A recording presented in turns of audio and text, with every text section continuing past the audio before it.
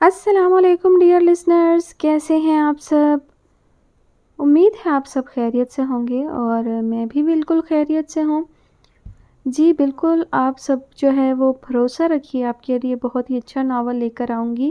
ابھی جو ہے کچھ سجیسٹڈ ناول رہتے ہیں جنہیں میں نے ریڈ کرنا ہے، اس کے بعد ہی ڈیسائیڈ کروں گی کہ انہیں شیئر کیا جائے یا نہیں، لیکن بہت زیادہ نہیں ہیں، 2-3 ناول ہی ہیں جو کہ ریڈ کرنا باقی ہیں، اور اس سے اندازہ ہو جائے گا۔ مکمل تو ریڈ نہیں کر سکتی، لیکن شروعات سے تھوڑا سا ریڈ کروں گی اور اس سے ہی اندازہ ہو جائے گا کہ کہانی شیئر کرنی چاہیے یا نہیں۔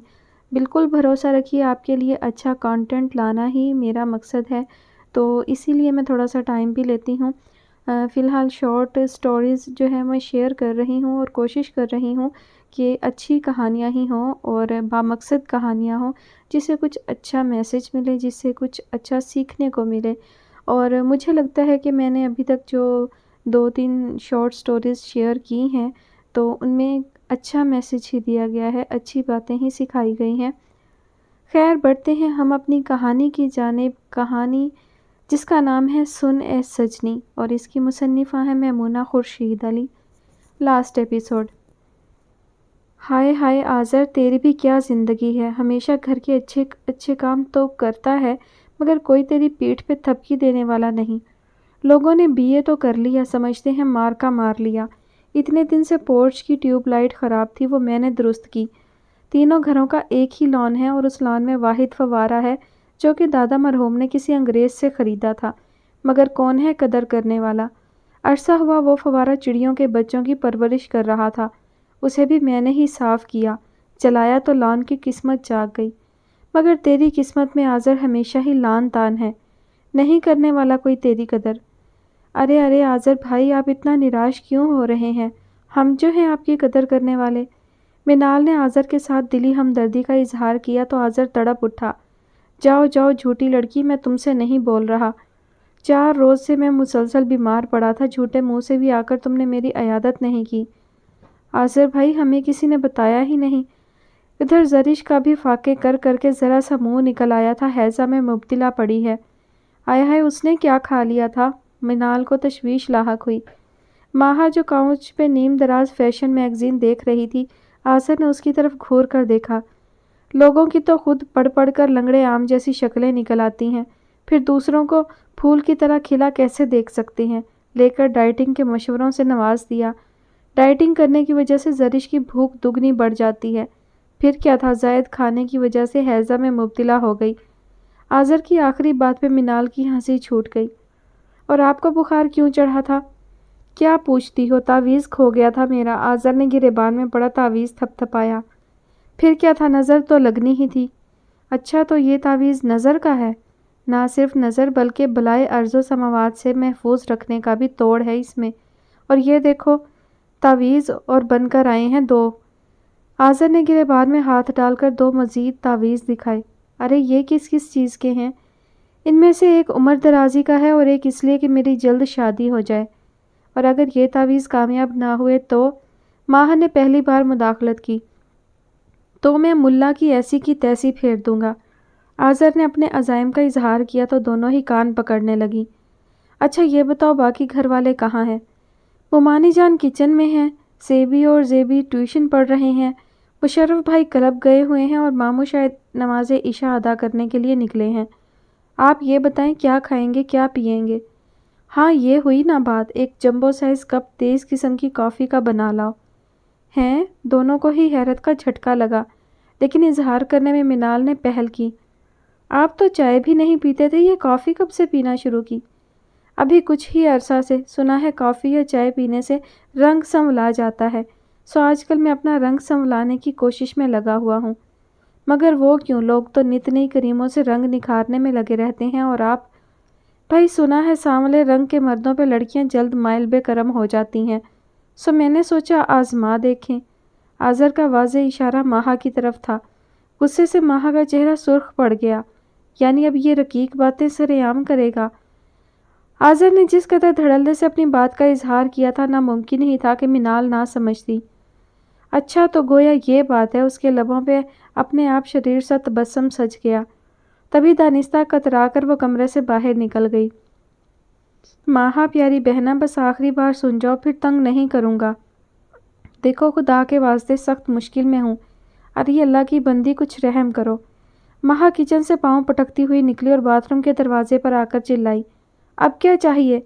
باتھ روم سے مہین سی آواز نکلی، تولیا۔ ماہا کا پارا چڑھ گیا۔ جب آپ حوض سلطان میں غسل شہنشاہی فرمانے داخل ہوئے تھے تو آپ کو یہ لوازمات یاد نہیں تھے جو آپ ہر لمحہ مجھے پکار رہے ہیں؟ بہنا، یہ وقت احتساب کا نہیں ہے۔ تولیا میں لے کر آیا تھا، لیکن مجھے کب معلوم تھا کہ اس میں بھوری چونٹیاں چمٹی ہوئی ہوں گی۔ حشر نشر ہو گیا ہے میرا۔ مشرف کی بے بسی پہ ماہا کی ہنسی چھوٹ گئی۔ تولیے کو استعمال کر کے جہاں مرضی پھینک دیتے ہو، تب خیال نہیں آتا کہ اگلے وقت میں بھی آپ نے ہی استعمال کرنا ہے اسے۔ کچھ کر سکتی ہو تو کر لو، ورنہ چند ہی لمحوں میں تمہارے بھائی کا صاف صفایا کر جائیں گی یہ چوٹیاں، اور تم دیکھو گی تمہارے بھائی کا گوشت ان کے دہانوں میں ہوگا اور یہ ہمارے ہی گھر میں قطار در قطار جشن مناتی پھر رہی ہوں گی، پھر تم کچھ نہیں کر سکو گی۔ ماہا ایک بار پھر ہنس دی۔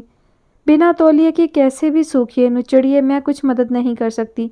کچھ تو تھے ہی آپ ہڈ حرام، اور کچھ جب سے امی ماموں کی طرف گئی ہیں اور ہو گئے ہیں۔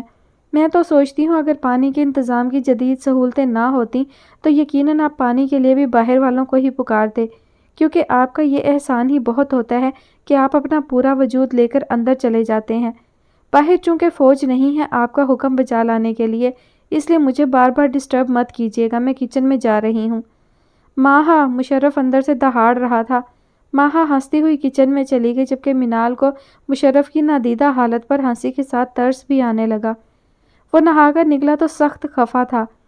ایک آزر ہے جس کی ماں بہنیں اسے سر پہ بٹھائے رکھتی ہیں، ایک میں ہوں جسے کوئی گھاس بھی نہیں ڈالتا۔ مشرف آنکھیں رگڑتے ہوئے اپنے کپڑے پریس کر رہا تھا۔ منال اس کے کمرے کے سامنے سے گزرنے لگی تو اس کے قدم رک گئے۔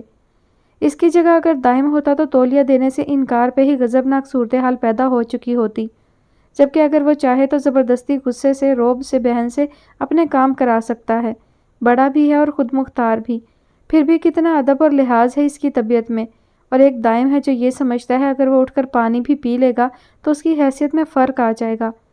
مشرف بھائی، ناشتہ تیار ہو گیا ہے، آ کر لیجئے۔ شکریہ، آتا ہے مجھے بنانا۔ ماہا کے بلاوے پہ اس نے ناراضگی کا اظہار کیا۔ اس ناراضگی میں غصہ تو تھا مگر انا کا غرور نہیں تھا۔ چونکہ امی کی غیر موجودگی میں ان کی جانشین ہوں، اس لیے ان کے قوانین کی خلاف ورزی نہیں کر سکتی۔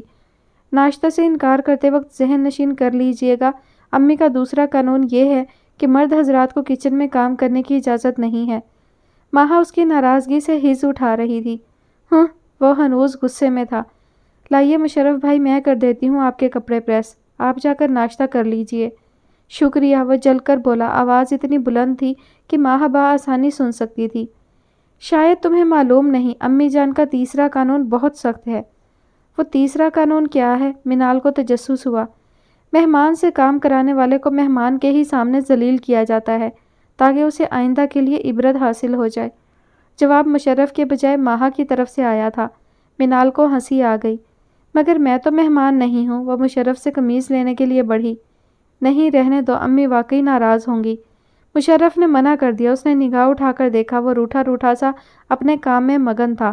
پیشانی پہ گیلے بال بکھرے ہوئے تھے، آنکھیں صابن چلے جانے کی بدولت سرخ ہو رہی تھی جنہیں وہ بار بار رگڑ رہا تھا۔ نہا کر آیا تھا مگر مشقت اور جھنجھلاہٹ کی وجہ سے پسینہ اس کی پیشانی اور کنپٹیوں سے بہہ رہا تھا، جسے وہ بار بار انگوٹھے سے پونچھ کر ایک طرف پھینک رہا تھا۔ اس عجیب اور بے ہنگم روپ میں بھی منال کو وہ بہت اچھا لگا تھا۔ اس نے یک بارگی نگاہیں جھکا لیں۔ اب ممانی جان اتنی بھی ظالم نہیں ہے کہ آپ سے خوامخواہ خفا ہوں گی۔ تمہیں نہیں معلوم، امی جب ناراض ہوتی ہیں تو کسی کا بھی لحاظ نہیں کرتی۔ ماں کے خیال سے اس کے لبوں پر شریر سا تبسم دوڑ گیا۔ اچھا، میں نہیں بتاؤں گی کہ میں نے آپ کا کام کیا تھا۔ وعدہ؟ وعدہ۔ منال مسکراتے ہوئے اس کے کپڑے استری کرنے لگی۔ مشرف بھائی، آپ آ رہے ہیں یا میں سارا ناشتہ ہڑپ کر جاؤں؟ آ رہا ہوں جنگلی بلی، ذرا شرٹ بدل لوں۔ ٹھیک ہے، تو پھر ہو جائے گا مقابلہ۔ وہ ناشتے پہ ہاتھ صاف کرنے کے لیے تیار تھی، تبھی آذر آ گیا۔ میں جو ہوں تمہارے ساتھ ہر میدان میں مقابلہ کرنے کے لیے، تو پھر کیوں کسی کو آواز دیتی ہو؟ وہ بلا تکلف کرسی کھینچ کر اس کے مقابل بیٹھ گیا۔ بولو کدھر سے کھانا شروع کر دوں؟ وہ کھانے پینے کی اشیاء پر نظریں دوڑاتا ہوا اس کے چہرے پہ لے گیا اور وہیں مرکوز کر دی۔ ماہا اس کے انداز پر تل ملا گئی۔ ایک بار ہار کر تمہیں چین نہیں پڑا؟ وہ تو میں ایسے ہی جان بوجھ کر ہارا تھا۔ بھلا تم میں اتنی سکت کہاں کہ مجھے ہرا سکو؟ ایک کچا انڈا تو تم کھا نہیں سکتی، بھلا میرا مقابلہ کیا کرو گی؟ تم ٹھہرے ازل کے جنگلی، ثابت اور کچی چیزیں کھانے والے۔ ہم بھلا مہذب انسان تمہارا مقابلہ کہاں کر سکتے ہیں؟ جس دن تمہیں معلوم ہو گیا نا کہ چیزوں کے پکنے سے کتنی کیلوریز اور وٹامن ضائع ہوتے ہیں، تو انشاءاللہ اسی جنگلی کے نقش قدم پہ چلنے لگو گی اور ایسی شاندار صحت ہو جائے گی کہ دیکھنے کے قابل۔ ایسے صحت مند جسم کا کیا فائدہ جس کا دماغ ہی ناکارہ ہو؟ اب بھی تم سے کہیں زیادہ ذہین ہوں اور وسیع معلومات ہیں، تمہاری طرح نہیں کہ سوائے نصاب کی کتابوں کے کچھ معلوم ہی نہ ہو۔ تم تو ہر علم حفظ کیے ہوئے ہو، BA کیا کر لیا سمجھتی ہو، بڑا مار کا مار لیا۔ یہ تک تو معلوم نہیں کہ آرنلڈ کی چھاتی کا سائز کیا ہے۔ میں نے آرنلڈ کی بنیانیں نہیں خریدنی جو میں اس کی چھاتی کا سائز معلوم کروں۔ ماہا اس کے اوچھے سوال پر جل ہی تو گئی تھی۔ اس میں تمہارا قصور نہیں، یہ پورا معاشرہ ہی ایسا ہے۔ 2 آدمیوں کی یہاں کبھی قدر نہیں ہوئی، باڈی بلڈر اور شاعر، لیکن یورپ میں جا کر دیکھو ان کی حیثیت اور وقار۔ ویسے کیا سائز ہے آرنلڈ کی چھاتی کا؟ مشرف نے آتے ہی موضوع میں دلچسپی لی۔ 52 انچ، ذرا سوچو کتنا زبردست لگتا ہوگا۔ جس شخص کی چیسٹ کی چوڑائی 52 انچ ہوگی کیا وہ واقعی انسان لگتا ہوگا؟ ماہا نے سوچ کر جھرجھری لی۔ واقعی شاندار، مشرف نے حیرت کا اظہار کیا۔ تم نے کفن سینا ہے نا آرنلڈ کا، جبھی تو اس کی ہر چیز کا ناپ حفظ کیا ہوا ہے۔ ارے لڑکی، میرے آرنلڈ کو کچھ مت کہنا، جگر ہے میرا۔ تمہیں نہیں معلوم میں کتنا پسند کرتا ہوں اسے۔ چونکہ یہاں آرنلڈ کا ذکر ہو رہا ہے اور اس کی تعظیم مجھ پہ لازم ہے، اس لیے میں اس کی تعظیم میں 2 کچے انڈے دودھ میں ملا کر ضرور پیوں گا۔ پھر اس نے فوری عمل کیا۔ جیسے ہی اس نے 2 کچے انڈے دودھ میں ڈالے، ماہا کو سخت ابکائی آئی۔ لو تم بھی پیو۔ آذر نے گلاس اس کی طرف بڑھایا، جواباً وہ برا سا منہ بنا کر رہ گئی۔ مشرف اس کی نفیس طبیعت سے واقف تھا، تبھی مسکرائے جا رہا تھا۔ اس کی ناگواری پہ آذر گلاس گھٹا گھٹ چڑھا گیا۔ وہ کرسی دھکیل کر اٹھ کھڑی ہوئی۔ کیا ہوا، ناشتہ نہیں کر رہی؟ آرنلڈ کی تعظیم کا سلسلہ ختم ہو جائے تو مجھے بلا لیجیے گا۔ وہ برا سا منہ بنا کر کچن سے باہر نکل گئی۔ لیجیے۔ مشرف اور آذر دونوں ہی اس کی حالت پر ہنس دیے۔ کل کتنے افراد ہوں گے آپ کی سالگرہ میں؟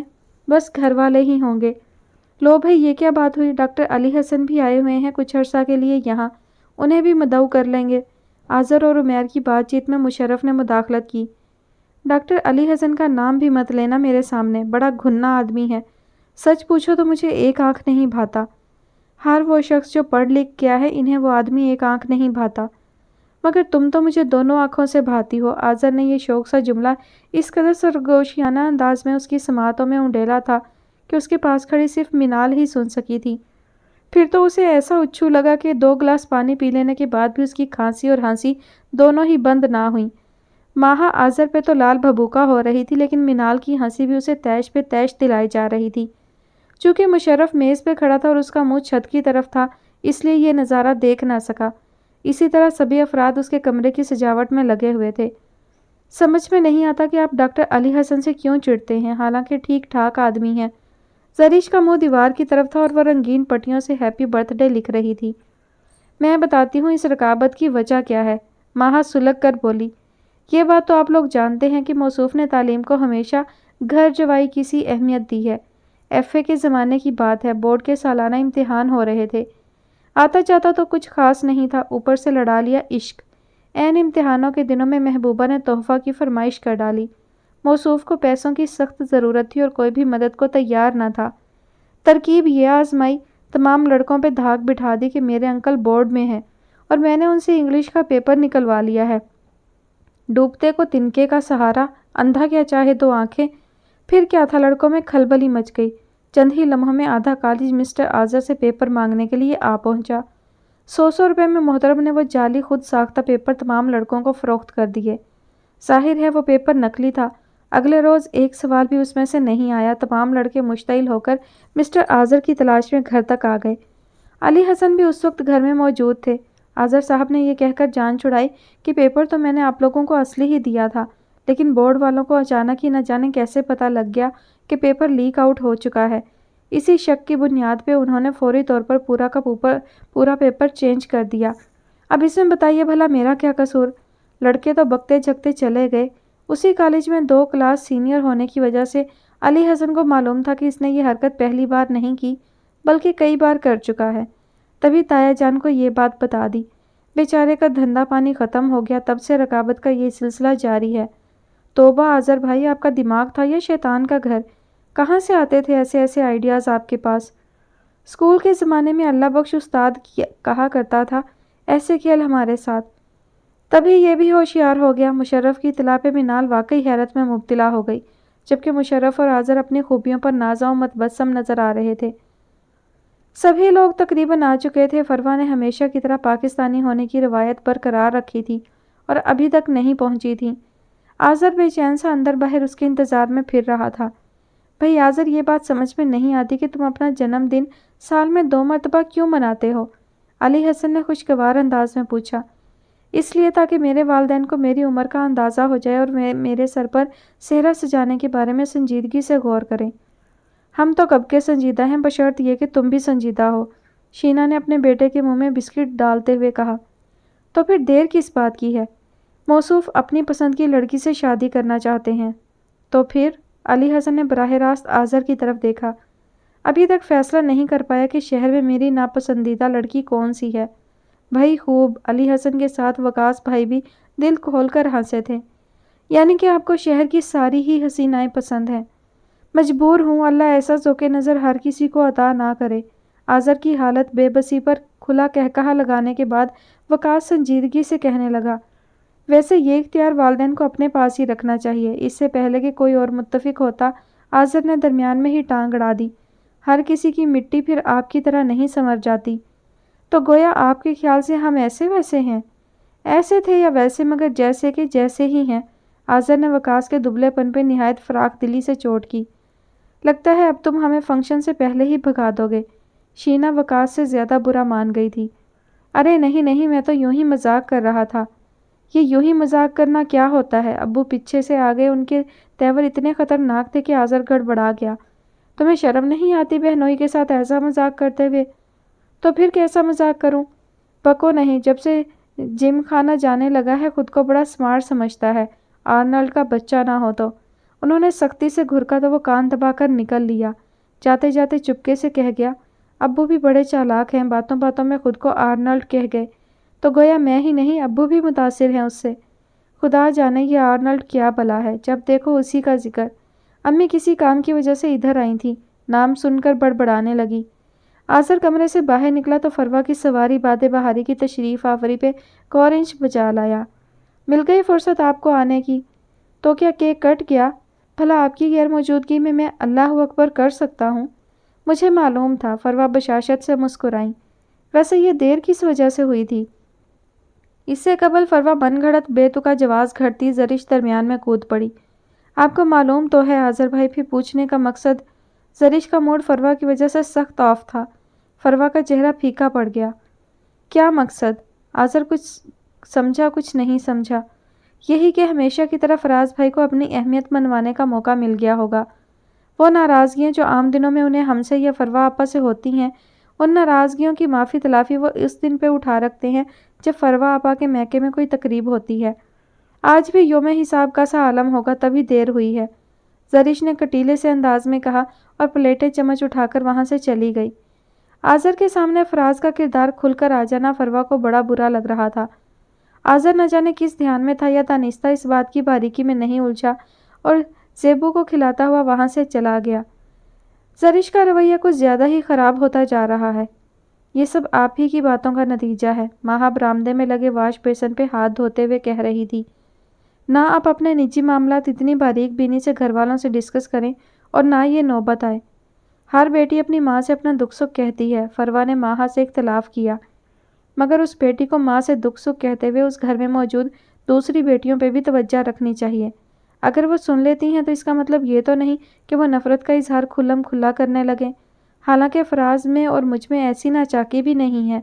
پھر بھی زرش نے اظہر کے سامنے اس بےہودگی سے بات کی ہے، نہ جانے وہ کیا سمجھ بیٹھے۔ سمجھ بھی لے گا تو کیا فراز بھائی کو مارنے دوڑ پڑے گا؟ پھر بھی رویہ تو بدل جاتا ہے، اور یہ تم زرش کو ہی دیکھ لو کیسی ہو گئی ہے یہ۔ پہلے فراز یہاں آتے تھے تو خود انہیں چائے پانی پیش کرتی تھی، اور اب فراز اٹھ کر جانے لگتے ہیں تب ناچار ان کی مہمانداری مجھے ہی کرنا پڑتی ہے۔ فروا لمحوں میں زرش سے بدگمان ہونے لگی تھی۔ ماہا آہستگی سے مسکرا دی۔ دراصل زرش آپ سے بے پناہ محبت کرتی ہے، اس لحاظ سے کوئی بھی شخص جو آپ کو ذرا سی بھی تکلیف پہنچائے وہ اس سے بدظن ہو جاتی ہے۔ اس لیے آپ بجائے زرش سے بدگمان ہونے کے اس بات پہ غور کریں کہ فراز بھائی کی عزت کروانا آپ کے ہاتھ میں ہے، کیونکہ والدین تو بیٹیوں کے دکھوں کے امین ہوتے ہیں، لیکن برابر کے بہن بھائی اتنا حوصلہ نہیں رکھتے کہ سب کچھ سن کر عزت کا مقام برقرار رکھیں۔ ماہا کی بات فروا کے دل کو صحیح لگی، یقیناً وہ صحیح کہہ رہی تھی۔ کیا ہوا، کہاں کھو گئیں؟ ماہا نے فروا کے سامنے ہاتھ نچایا تو وہ مسکرا دی۔ کبھی کبھی بعض لوگ ایسی باتیں کر جاتے ہیں کہ عقل کے ساتوں دروازے ایک دم ہی اس طرح کھلتے ہیں کہ انسان خود بھی حیران رہ جاتا ہے۔ فروا کا انداز سراہنے والا ہی نہیں بلکہ متاثر ہو جانے والا بھی تھا۔ تھوڑی دیر کے بعد جب دونوں آگے پیچھے کوریڈور سے گزری تو فروا کا ہنستا مسکراتا چہرہ آذر پہ یہ ثابت کر گیا کہ یہ یقیناً ماہا کی ہی دی ہوئی ڈوز ہوگی۔ سبھی کو سمجھ لیتی ہے، سبھی کو سمجھا لیتی ہے، ماں سوائے میرے۔ فروا کمرے میں چلی گئیں تو وہ اس کے مقابل آ کھڑا ہوا۔ وہ اسے یوں اچانک کسی کمرے سے نمودار سامنے پا کر چیخ گئی، کیا ہے؟ دیکھ مگر پیار سے۔ شٹ اپ، ماہا سخت چڑ گئی۔ وعلیکم السلام، پھر اسی انداز میں جواب ملا۔ کیا مطلب؟ ماہا لڑائی بھول کر چراغ پا ہو گئی۔ دراصل مجھے شٹ اپ کا جواب انگلش میں دینا نہیں آتا، اس لیے میں سب کو وعلیکم السلام ہی کہتا ہوں۔ وہ پاؤں پٹکتی ہوئی باقی لوگوں کے پاس چلی گئی۔ کیک کٹ جانے کے بعد سب لوگ طعام کے پرتکلف اہتمام سے لطف اندوز ہو رہے تھے۔ وہ دانستہ بزرگوں کے درمیان میں گھس کر بیٹھی تھی تاکہ اسے بےہودگی کرنے کا موقع نہ مل سکے، لیکن اتفاق کی بات ہے کہ وہ بالکل اس کے مقابل بیٹھا تھا۔ دائیں طرف علی حسن، بائیں طرف مشرف۔ لاشعوری طور پر وہ ان کا تقابلی جائزہ لینے لگی۔ کس قدر مختلف تھے علی حسن ان دونوں سے، نہایت سنجیدہ، بردبار، پروقار اور محتاط۔ روشن گہری چمکیلی ذہین آنکھیں، لبوں پر ہمہ وقت پر اخلاق دھیمی مسکراہٹ، جس نے اسے پہلی بار ہی نہیں ہمیشہ متاثر کیا تھا۔ لباس سے لے کر گفتگو کے انداز تک ان میں ایک خاص قسم کا ذوق نمایاں ہوتا تھا جس سے ان کی پوری شخصیت مقابل پہ پوری طرح سے حاوی ہو جاتی تھی۔ وہ محفل کے ہر موضوع میں شامل گفتگو تھے، گو کہ محفل کے لحاظ سے بات چیت میں شرارت تو تھی لیکن ازلی سادگی اور لحاظ اسی پروقار طریقے سے قائم تھا۔ وہ نگاہیں جھکائے آہستہ آہستہ آئس کریم کھاتے ہوئے سوچ رہی تھی۔ یہی تو تھا اس کا آئیڈیل، بالکل مختلف اور منفرد۔ آذر میں کیا ہے؟ ناپختگی اور حسن و مرتبے کا تکبر۔ اس کے مقابلے میں علی حسن سیلف میڈ ہیں، جو زندگی کے نشیب و فراز سے گزرے ہیں، اپنی زندگی کو بذات خود بنایا ہے، زندگی کے پیچ و خم کو سمجھتے ہیں، جبکہ آذر، اسے تو سب کچھ بنا بنایا ملا تھا، محنت کے ذائقے سے ناواقف، انتہائی سست اور عیش پرست انسان، اور سب سے بڑھ کر حاسد۔ اس نے نگاہ اٹھائی تو اتفاقیہ طور پر نگاہیں آذر سے جا ملیں۔ یقیناً وہ مسلسل اسی کی طرف دیکھ رہا تھا۔ آنکھیں چار ہوتے ہی آذر نے نگاہ بچا کر اسے آنکھ مار دی۔ ماہا کے تن بدن میں آگ لگ گئی۔ دائیں بائیں دیکھا، سبھی مگن تھے اور وہ ڈھیٹ مسکرا رہا تھا۔ ماہا نے دائیں پاؤں کی جوتی اتار لی، پھر اپنے سامنے فاصلے پہ اس طرح رکھی جیسے کچھ جتا رہی ہو۔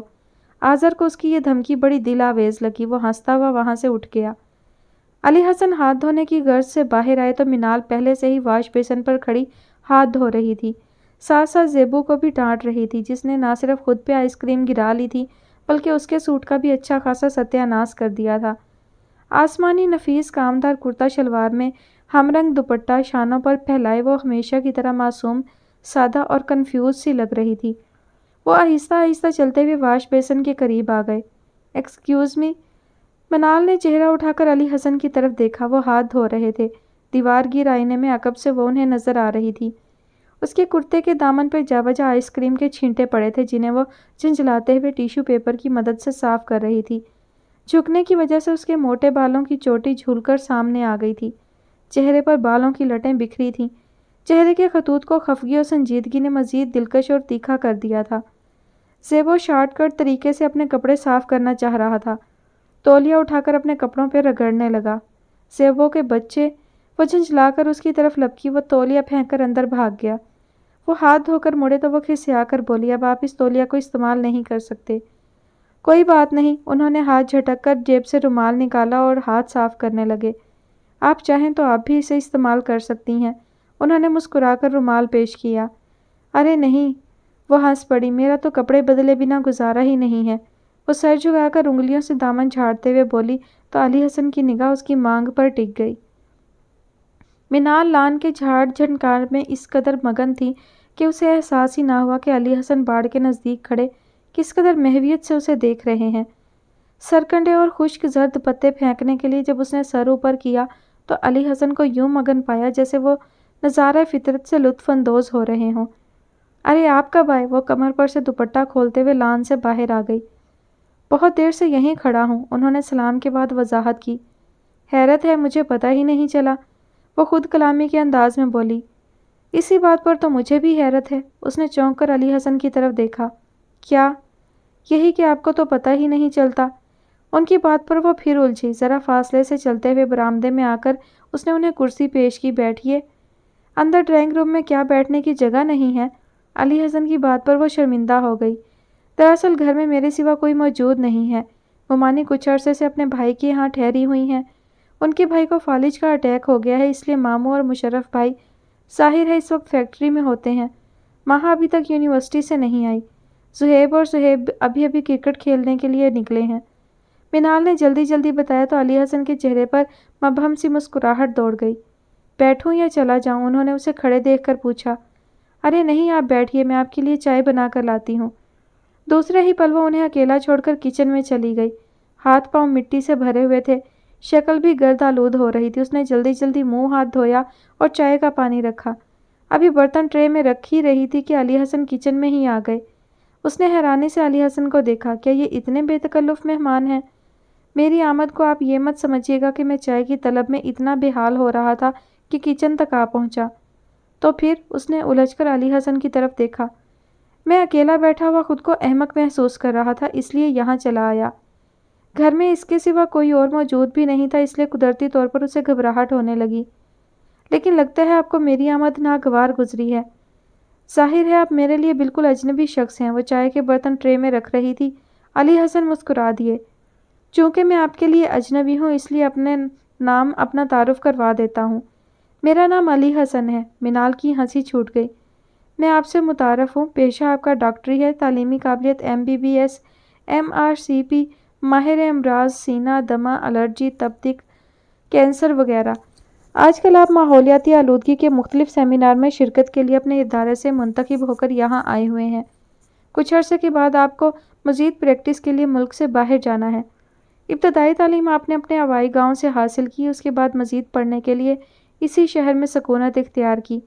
आपके वालिद साहब की मामू जान से बचपन की दोस्ती थी, इसलिए आपने हॉस्टल में क़याम से पहले कुछ अरसा इस घर में भी गुजारा है। दौरान तालीम वालिद साहब का इंतकाल हो जाने के सबब आप यहाँ से रखते सफ़र बांध कर अपने घर चले गए। फिर लाहौर कॉलेज में दाखिला ले लिया, तालीम मुकम्मल की। 3 बहनों की शादी कर चुके हैं, एक अभी बाकी है।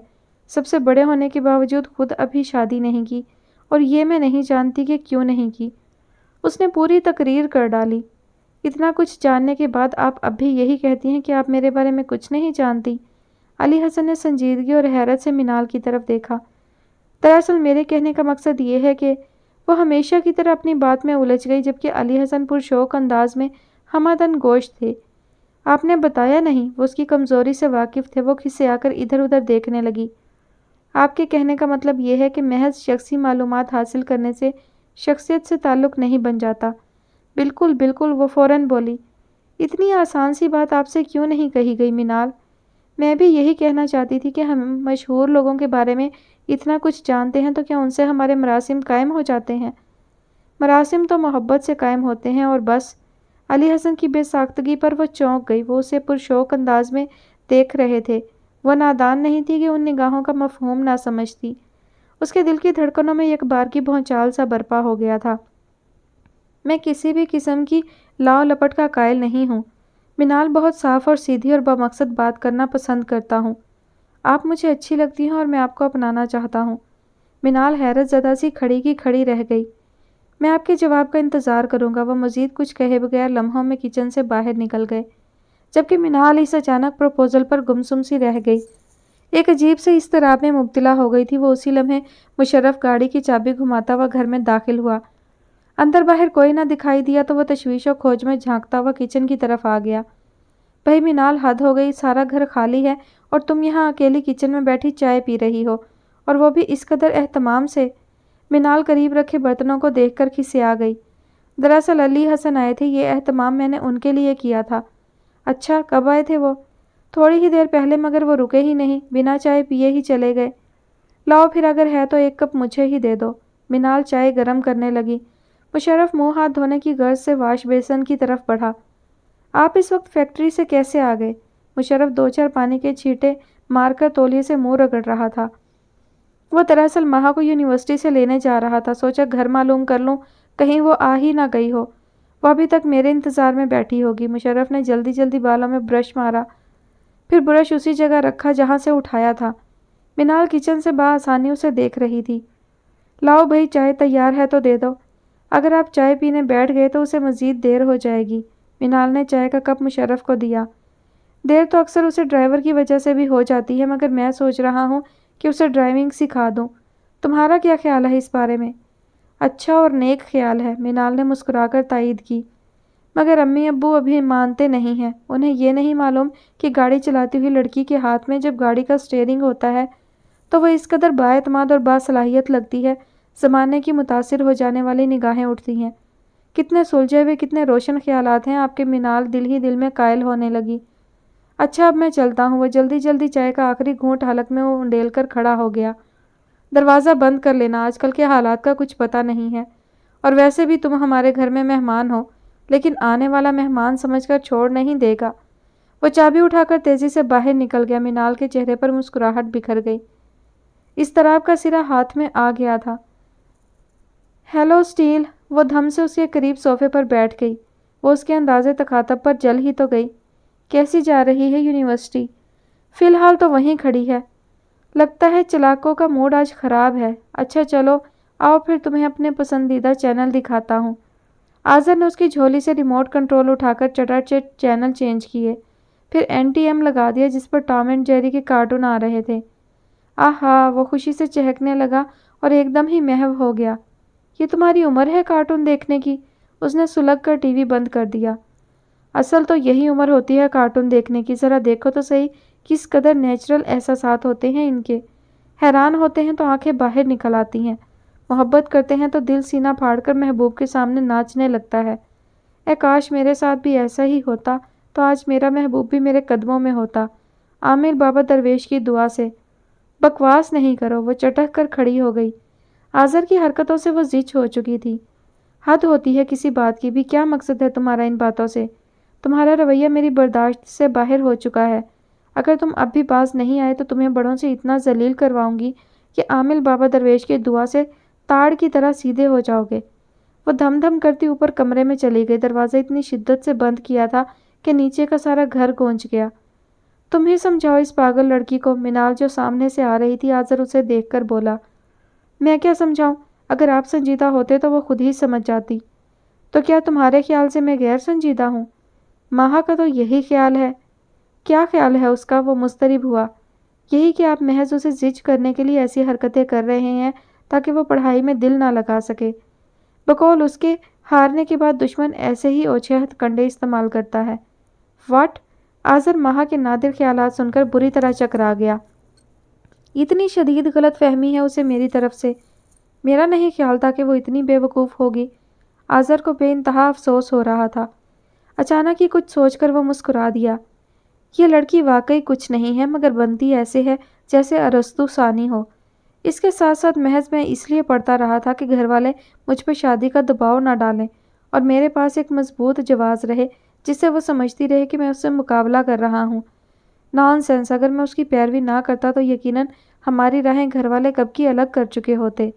محض اس کی فراغت کے انتظار میں یہ سب کچھ ہوا ہے۔ لیکن خیر، وہ ہنس پڑا۔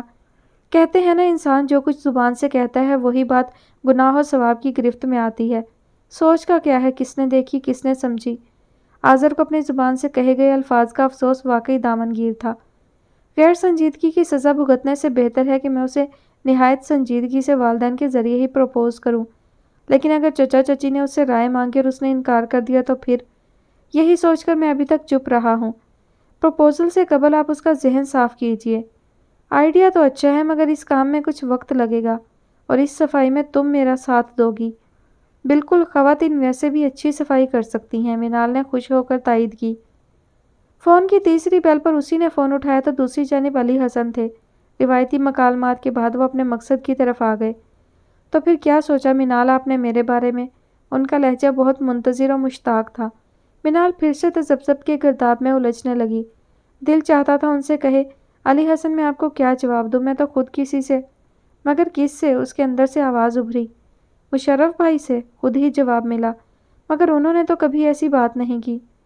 تو پھر جو ایسی بات کر رہا ہے اس کے بارے میں سوچو. ہیلو ہیلو, علی حسن ادھر سے بول رہے تھے. وہ چونک پڑی. کیا بات ہے منال, آپ نے میری بات کا جواب نہیں دیا؟ ان کی گمبھیر آواز سماعتوں میں گونج رہی تھی. فی الحال میں نے ابھی اس بارے میں کچھ نہیں سوچا. تو پھر میں کتنا انتظار کروں؟ ان کی بے چینی واضح تھی. علی حسن کی بے چینی پر منال خود ہی بے قلی کا شکار ہو گئی. یہ بے قلی خوشی کی تھی یا پریشانی کی؟ میں آپ کو خود ہی جواب دے دوں گی, وہ پریشانی سے بولی جسے علی حسن صاف محسوس کر سکتے تھے. ٹھیک ہے, میں انتظار کروں گا, انہوں نے بشاشت سے کہہ کر فون بند کر دیا. وہ اپنے اندر کے شور میں گرفتہ فون رکھ کر بوجھل قدموں سے کچن میں چلی آئی. یہ کیسی الجھن میں گرفتار ہوئی ہے وہ؟ ماہا سے بھی بات نہیں کر سکتی تھی. پتہ نہیں وہ کیا سمجھے کہ اس کے بھائی کو وقت پر چھوڑ دوں گی, فیصلہ جو ہوگا دیکھا جائے گا, وہ سوچ کر پرسکون ہو گئی. اس کا انکار سن کر علی حسن کو شدید دھچکا لگا تھا. مگر کیوں؟ وہ گھائل سے ہو گئے. جواب کا اختیار آپ نے مجھ پر چھوڑا تھا, پھر کیا یا کیوں کا کیا سوال؟ مگر پھر بھی وضاحت ضروری ہوتی ہے. یہی تو بات ہے علی حسن, مجھے وضاحتیں طلب کرنے والے لوگ اچھے نہیں لگتے. مجھے ایسے لوگ پسند ہیں جو دوسروں کو جلد سمجھ لیں. اس طرح تو آپ کو ماہا بہت سوٹ کرے گی. ان کے طنز پر وہ سنجیدہ سی کہنے لگی. شاید مجھے ماہا جیسے ہی کسی شخص کی ضرورت ہے. علی حسن تلخی سے ہنس دیے. ہر شخص آنکھیں نہیں پڑھا کرتا منال, اپنے جذبات کا اظہار خود کرنا سیکھیے. ماہا آپ کو جانتی ہے, یہ کوئی اتنی بڑی انوکھی بات نہیں ہے. ماہا سے ہر طرح کے موضوعات پر تبادلہ خیال ہوتا رہتا ہے, ورنہ اس میں اس کا کیا ہنر؟ ہوتے ہیں بہت سے لوگ ایسے بھی علی حسن جو تاعمر ساتھ رہتے ہیں, پھر بھی ان میں ذہنی ہم آہنگی نہیں ہوتی. گھر والوں کے رویوں کا ذاتی تجربہ سامنے تھا. شاید ان میں محبت نہیں ہوتی ہوگی. جہاں محبت ہوتی ہے وہاں انڈرسٹینڈنگ بھی ہو جاتی ہے. علی حسن نے دھیرے سے کہا تو اس کے اندر باہر شور سا مچ گیا. جو اچھا لگتا تھا اس نے تو کبھی اس قسم کا اظہار خیال نہیں کیا تھا. منال, آپ کو کوئی پریشانی ہے تو مجھے بتائیں, ہو سکتا ہے میں دور کر دوں. نہیں, پریشانی کی تو ایسی کوئی بات نہیں ہے. تو پھر لگتا ہے آپ بھی روایتی لڑکیوں جیسی ہیں. آپ سے ڈائریکٹ اپنانے کی بات کرنے سے پہلے مجھے اظہار محبت کرنا چاہیے تھا. شاید آپ اسے ہی تعلق کی پختگی اور انڈرسٹینڈنگ کا نام دیتی ہیں. ایسی بات نہیں ہے علی حسن, میں کہہ رہی ہوں نا, آپ کے اور میرے نظریات میں زمین آسمان کا فرق ہے. نظریات اختلافات سبھی ثانوی درجہ رکھتے ہیں. پہلا تعلق تو دل کا ہوتا ہے. کبھی آپ نے یہ سوچا کہ آخر کیا وجہ تھی کہ علی حسن نے صرف آپ ہی کو اپنانے کا فیصلہ کیوں کیا؟ وہ یہ کہہ کر خاموش ہو گئے. ان کی آواز کی گمبھیرتا سے منال کی ہتھیلیوں میں پسینہ رینگنے لگا تھا. جو شخص آپ کی طرف بڑھ رہا ہو اسے مایوس کرتے وقت صرف اپنے جذبات کا ہی نہیں, اس کے جذبات کا بھی لحاظ رکھنا چاہیے. ہو سکتا ہے آپ کے بے جواز انکار سے زیادہ اس کی چاہت میں شدت ہو. علی حسن نے فون بند کر دیا تھا. اس نے گہرا سانس خارج کیا, بے قلی اور بے چینی کے ساتھ. پرسوں میں لاہور جا رہا ہوں, سوچا آپ کا قرض بھی اتارتا چلوں, پھر تو جانے کب ملاقات ہو. کون سا قرض؟ ماہا واقعی نہیں سمجھی تھی. بھائی, کامیابی کا تحفہ وصول نہیں کرنا. ارے وہ تو میں بھول ہی گئی تھی. تو پھر چلیے آج ہی خرید لیتے ہیں. آپ جو بھی لا دیتے میں لے لیتی. کیوں؟ کیا آپ کو شک ہے کہ میری جیب آپ کی پسند کا بوجھ برداشت نہیں کر پائے گی؟ میں کچھ چیزیں ایسی ہوتی ہیں کہ ان کی قیمت واقعی ادا نہیں کی جا سکتی. آخر آپ ایسا بھی کیا پسند کر سکتی ہیں؟ ہو سکتا ہے میں آپ ہی کو پسند کر لوں. سمجھیے سستے میں جان چھوٹے گی. میں بن مول بکنے کو تیار ہوں. میں آپ کا مول ادا بھی نہیں کر سکتی. اس نے جذب سے علی حسن کی طرف دیکھ کر سوچا جو جھک کر گاڑی کی چابی اٹھا رہے تھے. چلیے پھر کسی مہنگی چیز کا مول لگانے چلتے ہیں. آپ سے مہنگا بھی کوئی ہوگا علی حسن؟ اس نے قدردان نگاہوں سے علی حسن کی طرف دیکھا اور ان کے ساتھ باہر نکل گئی. شاپنگ سینٹر میں داخل ہو کر کسی بھی ایک چیز کو منتخب کرنا اس کے لیے انتہائی مشکل تھا. آپ ہی بتائیں میں کیا لوں؟ اگر میں بتا سکتا تو آپ کو لے کر آتا. اچھا ایسا کرتے ہیں, کوئی کتاب لے لیتے ہیں. اس نے آسان راہ نکالی. کوئی رومانٹک سا تحفہ ہونا چاہیے. اچھا, وہ کھلکھلا کر ہنس دی. फिर उसने अपनी मनपसंद परफ्यूम उठा लिया। लीजिए, चलिए एक तोहफा और ढूंढिए। यही उसे ताज्जुब हुआ। नहीं भाई, कोई और। रोमांटिक या गैर रोमांटिक? बेहद रोमांटिक। अच्छा, उसने खोजती हुई निगाह शोकेस पर डाली और इम्पोर्टेड सफ़ेद नगीना ज्वेलरी सेट पर इंगिश्ते शहादत टिका दी। कैसा है? ज़बरदस्त। वो दोनों चीज़ों को अलहदा-अलहदा पैक कराने लगे। शॉपिंग सेंटर से निकलते हुए वो उससे कह रहे थे, मुझे आपसे कुछ बात करनी है माहा। जी करें। उसने अपने जज्बात छुपाने के लिए सन ग्लासेस आंखों पर चढ़ा लिए। यह बताएं कि मिनाल ने आपसे कोई बात की है? नहीं, किस किस्म की बात? वो खुशगवार मूड में थी, लिहाजा अपनी लहर में बोल गई। हैरत की बात है, मैं तो समझता था कि आप दोनों एक दूसरे के लिए लाजिम और मलजूम की सी हैसियत रखती हैं। है तो कुछ ऐसा ही, मगर पता तो चले बात क्या है। हो सकता है उसने मुझसे बात की हो और मुझे अब याद ना आ रही हो। यही कि मैं उसे प्रपोज कर चुका हूँ। माहा की ऊपर की सांसें ऊपर और नीचे की नीचे रह गई। उसे तो अपनी समातों पर यकीन नहीं आया था कि उसने क्या सुना है। हैरान सी निगाह अली हसन पर डाली। वो गाड़ी का लॉक खोल रहे थे। मेरे हिफ्तो अकलीम हिल गए अली हसन, और तुम इतने पुरसकून हो कि तुम्हें खबर ही नहीं कि तुम्हारे एक जुमले से मुझ पर क्या क़यामत टूटी है। बैठिए। उन्होंने गाड़ी में बैठकर उसके लिए दरवाज़ा खोला और उसे लगा जैसे अली हसन ने उसके मुर्दा वजूद को अंदर बैठने की पेशकश की हो। चंद लम्हों में खुद को संभालना कितना मुश्किल था, जैसे पुल सिरात तय करना। वो घायल सी गाड़ी में आ बैठी, आंखें धुआं धुआं हो रही थीं और वजूद गोया आतिशफशां बनकर बिखरने को तैयार था। सांस का गोला हलक में फंस गया था। कुछ देर तक तो उसे बात करने के लिए लफ्ज़ ही ना मिले। हाँ, उसके जवाब से मुझे भी यूँ लगा था कि उसने किसी से बात नहीं की।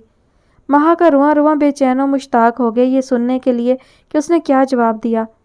तो फिर क्या कहा उसने? वो बहुत धीमे लहजे में बोली थी। इनकार कर दिया। एक दूसरा शदीद झटका लगा। उसे तो यूँ लगा जैसे गाड़ी सामने किसी गाड़ी से टकरा गई हो। दिलो दिमाग की चोलें हिलकर रह गईं। ये इंकशाफ पहले से भी कहीं ज़्यादा हैरत अंगेज़ था। क्यों कर दिया उसने इनकार? वो इस तरह बोली जैसे खुद से पूछ रही हो। मालूम नहीं। अली हसन बहुत झंझलाए हुए अंदाज में बोले। कहीं मेरी खातिर तो नहीं किया उसने इनकार?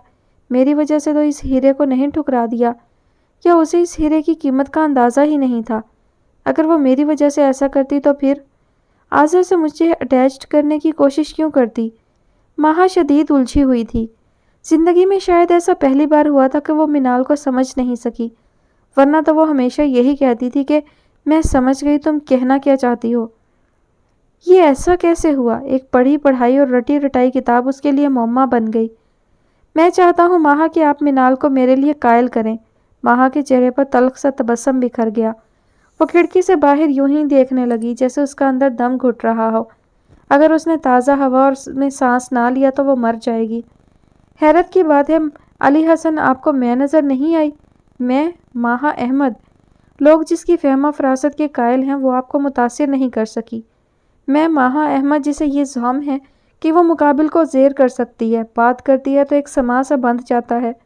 ढूंढने से भी कोई कोताही नहीं ढूंढ सकते जिसमें अली हसन तुमने उसे नज़रअंदाज कर दिया, और उस पर तरजीह दी भी तो किसे? अली हसन उस टूटी फूटी शख्सियत की मालिक मिनाल को, जो किसी हद तक पागल भी रह चुकी है और जनूनी भी। 4 आदमियों की मौजूदगी में वो अपने कदमों पर खड़ी होकर बात नहीं कर सकती। तुमने उसे अपनाने की ख्वाहिश की। उसमें क्या दिखाई दिया तुम्हें अली हसन? क्या आप मेरी बात सुन रही हैं माहा? हाँ हाँ। वो मुस्कुराते हुए उनकी तरफ देखने लगी। क्या सोच रही हैं? उन्होंने उड़ती सी निगाह उस पर डाली। वो चश्मे का फ्रेम उंगलियों से यूं हिलाने लगी जैसे अकल को हिला रही हो। यही सोच रही हूँ कि मिनाल ने इनकार क्यों किया। यही तो मैं सोच रहा हूँ। उनकी तड़प और बेचैनी चेहरे से हवेदा थी। इस तड़प पर माहा घायल होकर रह गई। कहीं पढ़ा था अली हसन, बेऐब मर्द हमेशा अक्लमंद औरत को पसंद करता है, लेकिन ऐबदार मर्द बेवकूफ़ औरत को तरजीह देता है।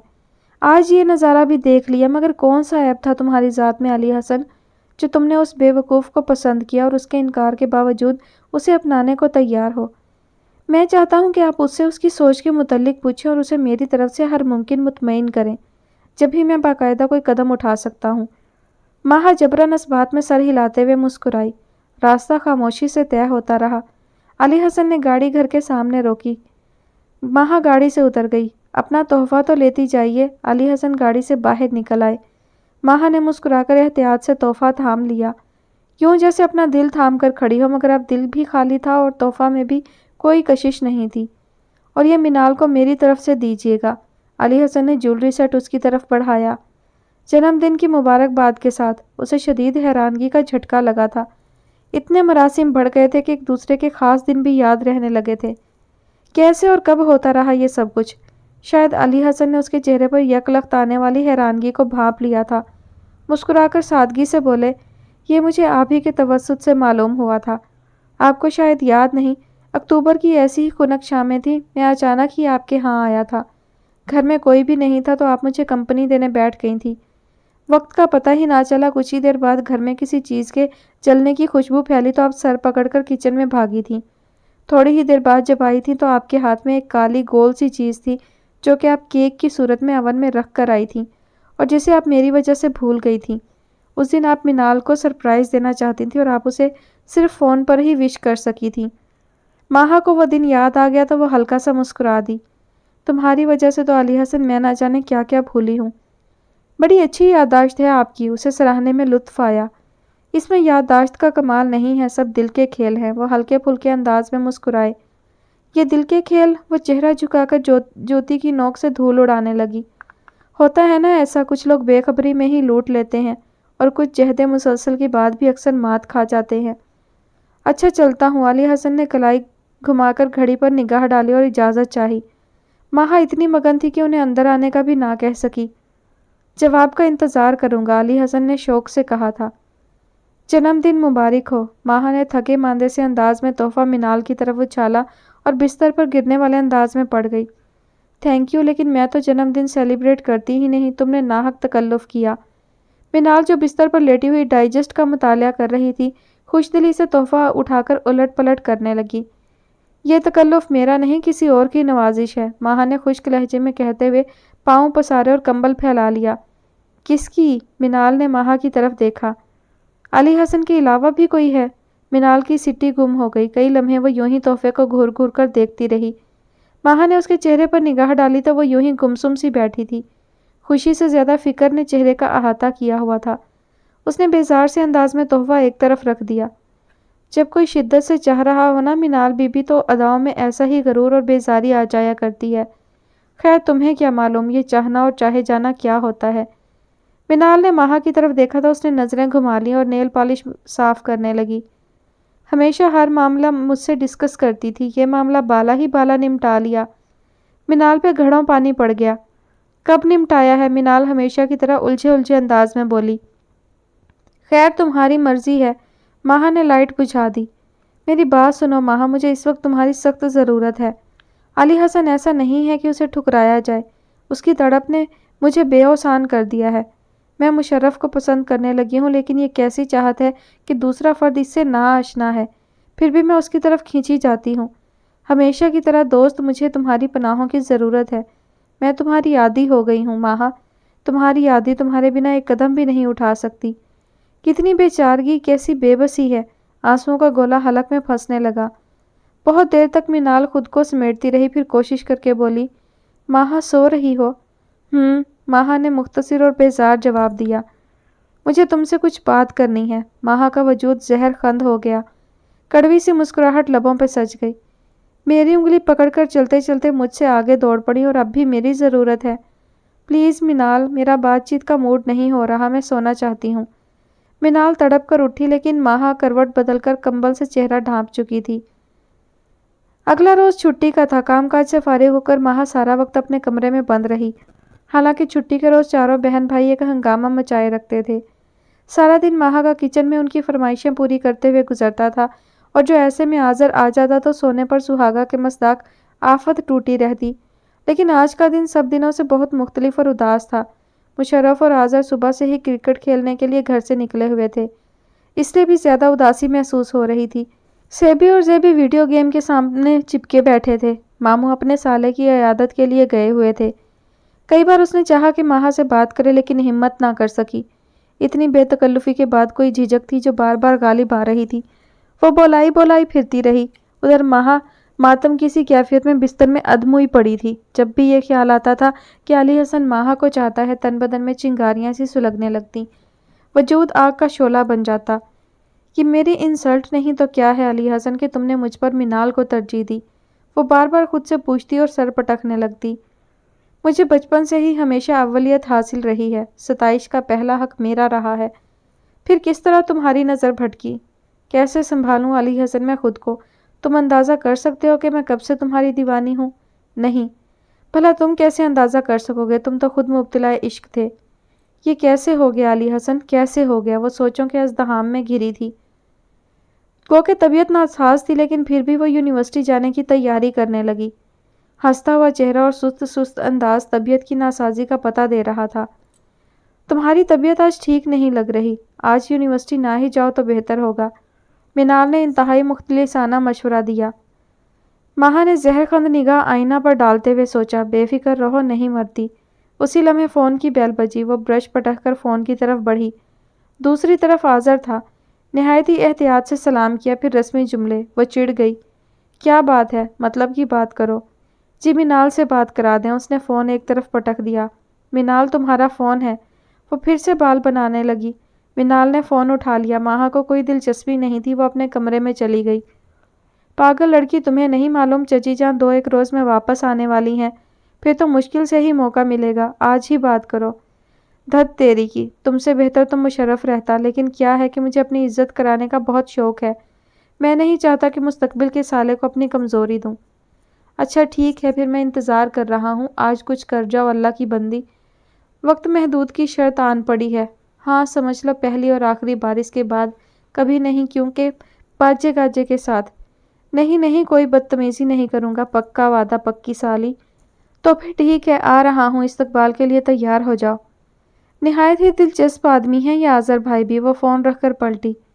خواہ کوئی کتنا ہی مایوس و پریشان ہو، لمحوں میں ہنسا دیتے ہیں۔ ماہا بال بنا رہی تھی، منال اسی کے پاس چلی آئی۔ ماہا تم آج آذر بھائی کے ساتھ یونیورسٹی نہیں جا سکتی؟ منال کے لہجے میں منت بھرا پیار تھا۔ کیوں؟ میرے پاس گاڑی نہیں ہے، ڈرائیور نہیں ہے، یا بھائی نہیں ہے جو میں آذر بھائی کے ساتھ یونیورسٹی جاؤں؟ بھائی کے لفظ پر اس نے کچھ زیادہ ہی زور دیا تھا۔ منال مسکرا دی۔ پتہ نہیں تم کیوں چڑتی ہو آذر بھائی سے، حالانکہ وہ نہایت ہی مخلص، صاف دل اور محبت کرنے والے شخص ہیں۔ بال بناتے بناتے ماہا کے ہاتھ اپنی جگہ پر رک گئے۔ آخر تمہاری یہ خواہش کیوں ہے کہ میں آذر ہی سے اٹیچ ہو جاؤں؟ اس نے منال کے چہرے پر نگاہ ڈالی، جہاں رشتے کا تقدس، مان اور سب سے بڑھ کر ازلی دوستی کی نرماہٹ قائم تھی۔ تم نے کب سے لوگوں کو پڑھنا اور سمجھنا سیکھا؟ وہ استہزائیہ مسکرا دی۔ منال کے لیے ماہا کا یہ رویہ بالکل اجنبی اور تذلیل آمیز تھا، لیکن اس نے یہی سوچا کہ وہ آذر سے شدید خائف رہتی ہے، اسی لیے اس کے ذکر سے چڑ رہی ہے۔ ماہا میری بات سنو، جیسے تم سمجھتی ہو نا آذر بھائی ویسے نہیں ہے، تمہیں شدید غلط فہمی ہے ان کی طرف سے۔ وہ تو بالکل صاف شفاف کھلی کتاب کی مانند ہے۔ تو پھر پڑھو اس کھلی کتاب کو، کس نے منع کیا ہے تمہیں؟ ماہا کتابیں اکٹھی کرنے لگی۔ سمجھنے کی کوشش کرو ماہا۔ منال آزردہ سی ہو گئی۔ سمجھنے کی کوشش تمہیں کرنی چاہیے، مجھے نہیں، ماہا نے منال کی آنکھوں میں آنکھیں ڈال کر کہا اور کمرے سے باہر نکل گئی، یوں جیسے انتقام پورا کرنے نکلی ہو۔ تم کیا سمجھو منال، تم کیا جانو یہ محبت کی آگ کیا ہوتی ہے، اور تم اتنی شانت ہو کے دیکھنے کی لائق۔ میں چوک گئی منال، مجھے یہ دکھ مارے ڈالتا ہے کہ مجھ سے اتنی بڑی غلطی ہوئی تو کیسے؟ مجھے معلوم ہے کہ تم آذر کو مجھ سے قریب کرنے کے لیے ایسا کر رہی ہو۔ آئی ایم سوری دوست، مجھے علی حسن سے بدلہ لینا ہے۔ اب ہر احساس پشت سے پشت چلا گیا ہے، سامنے ہے تو صرف انا۔ میرے آس پاس رہنے والوں نے ہمیشہ میری انا کو تسکین ہی پہنچائی ہے، میرے افعال نے ہمیشہ سربلند رکھا ہے، لیکن یہ علی حسن، اس نے میری انا کو نسوانیت سمیت روند ڈالا ہے، میری سب سے قیمتی چیز کو بے وقت کر دیا۔ اسے برابری کا جواب دینا ہے میں نے۔ وہ دیوانہ ہے تمہارا، لیکن ہر دیوانگی کو اس کا مقصود نہیں مل جایا کرتا۔ تم اپنی پوزیشن کبھی کلیئر نہیں کر سکتی اور یہی میری جیت کے لیے کافی ہے۔ سوری دوست، میں اس بار تمہاری مدد کرنے کے لیے تیار نہیں ہوں۔ ماہا کے جانے کے بعد منال اس کے کمرے میں نہایت ہی متاسف اور آزردہ بیٹھی تھی۔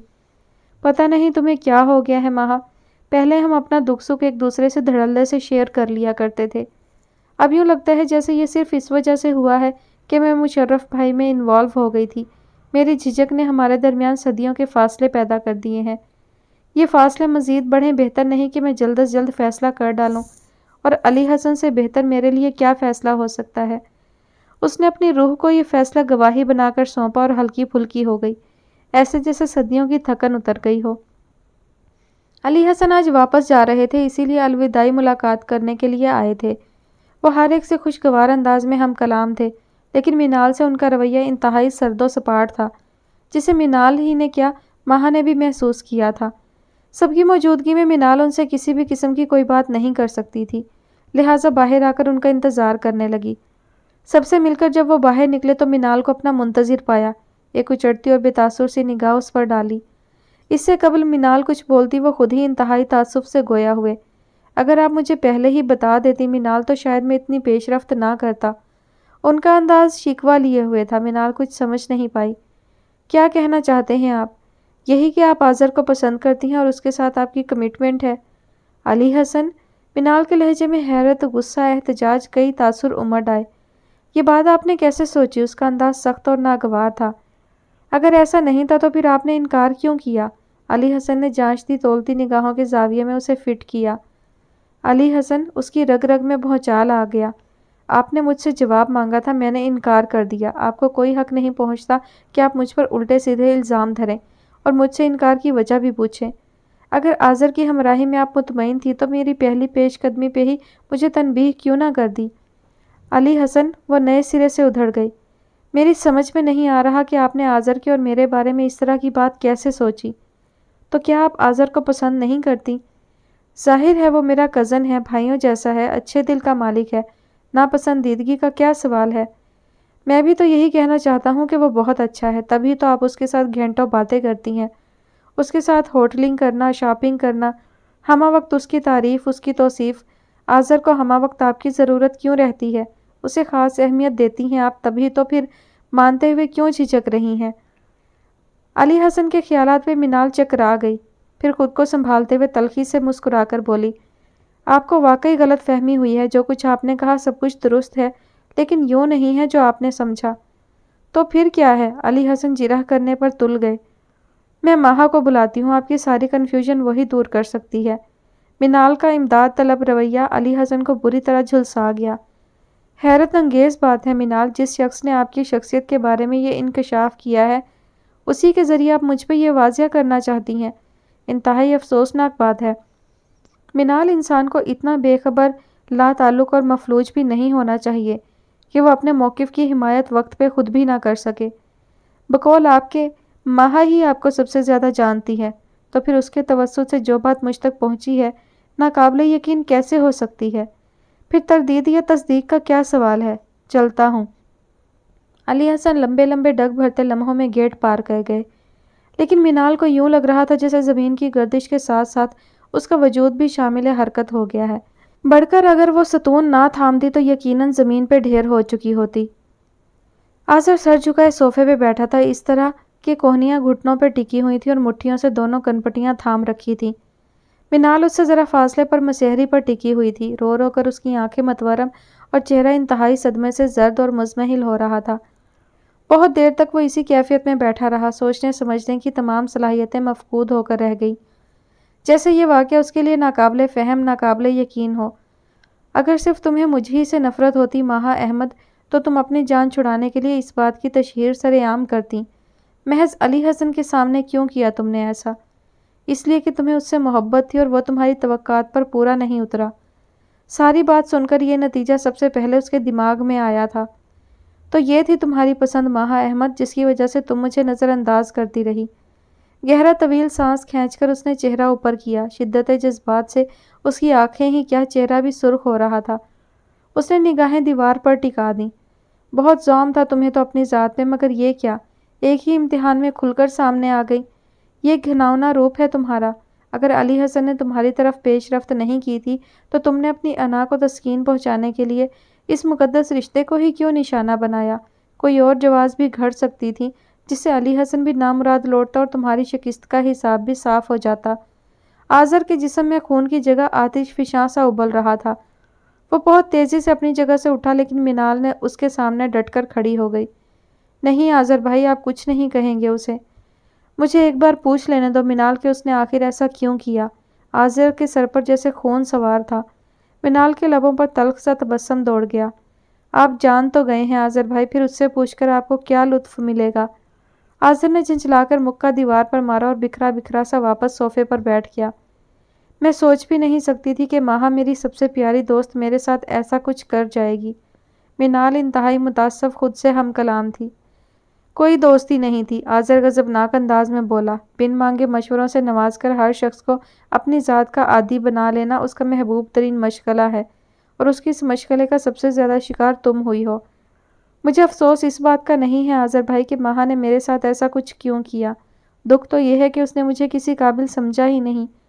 مجھے تو بتاتی، میں ہر ممکن اس کے مطلوب کو اس کے قریب کرنے کی کوشش کرتی، لیکن بجائے اس کے اس نے مجھ سے بول چال بند کر دی اور میں طرح طرح کے معموں میں الجھتی اور بکھرتی رہی۔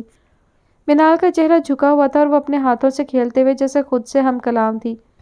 اور وہ علی حسن، حیرت ہوئی ہے تو مجھے ان پر۔ انہوں نے اس بات کا یقین کر لیا، کسی بھی پہلو سے کوئی بات نہیں سوچی۔ ظاہر ہے وہ ایک باہنر با کمال لڑکی ہے، اس کی بات صنعت کا درجہ رکھتی ہے، لمحوں میں سب کو مطمئن کر دیتی ہے، جبکہ اس کے مقابلے میں تمہاری حیثیت ہی کیا ہے؟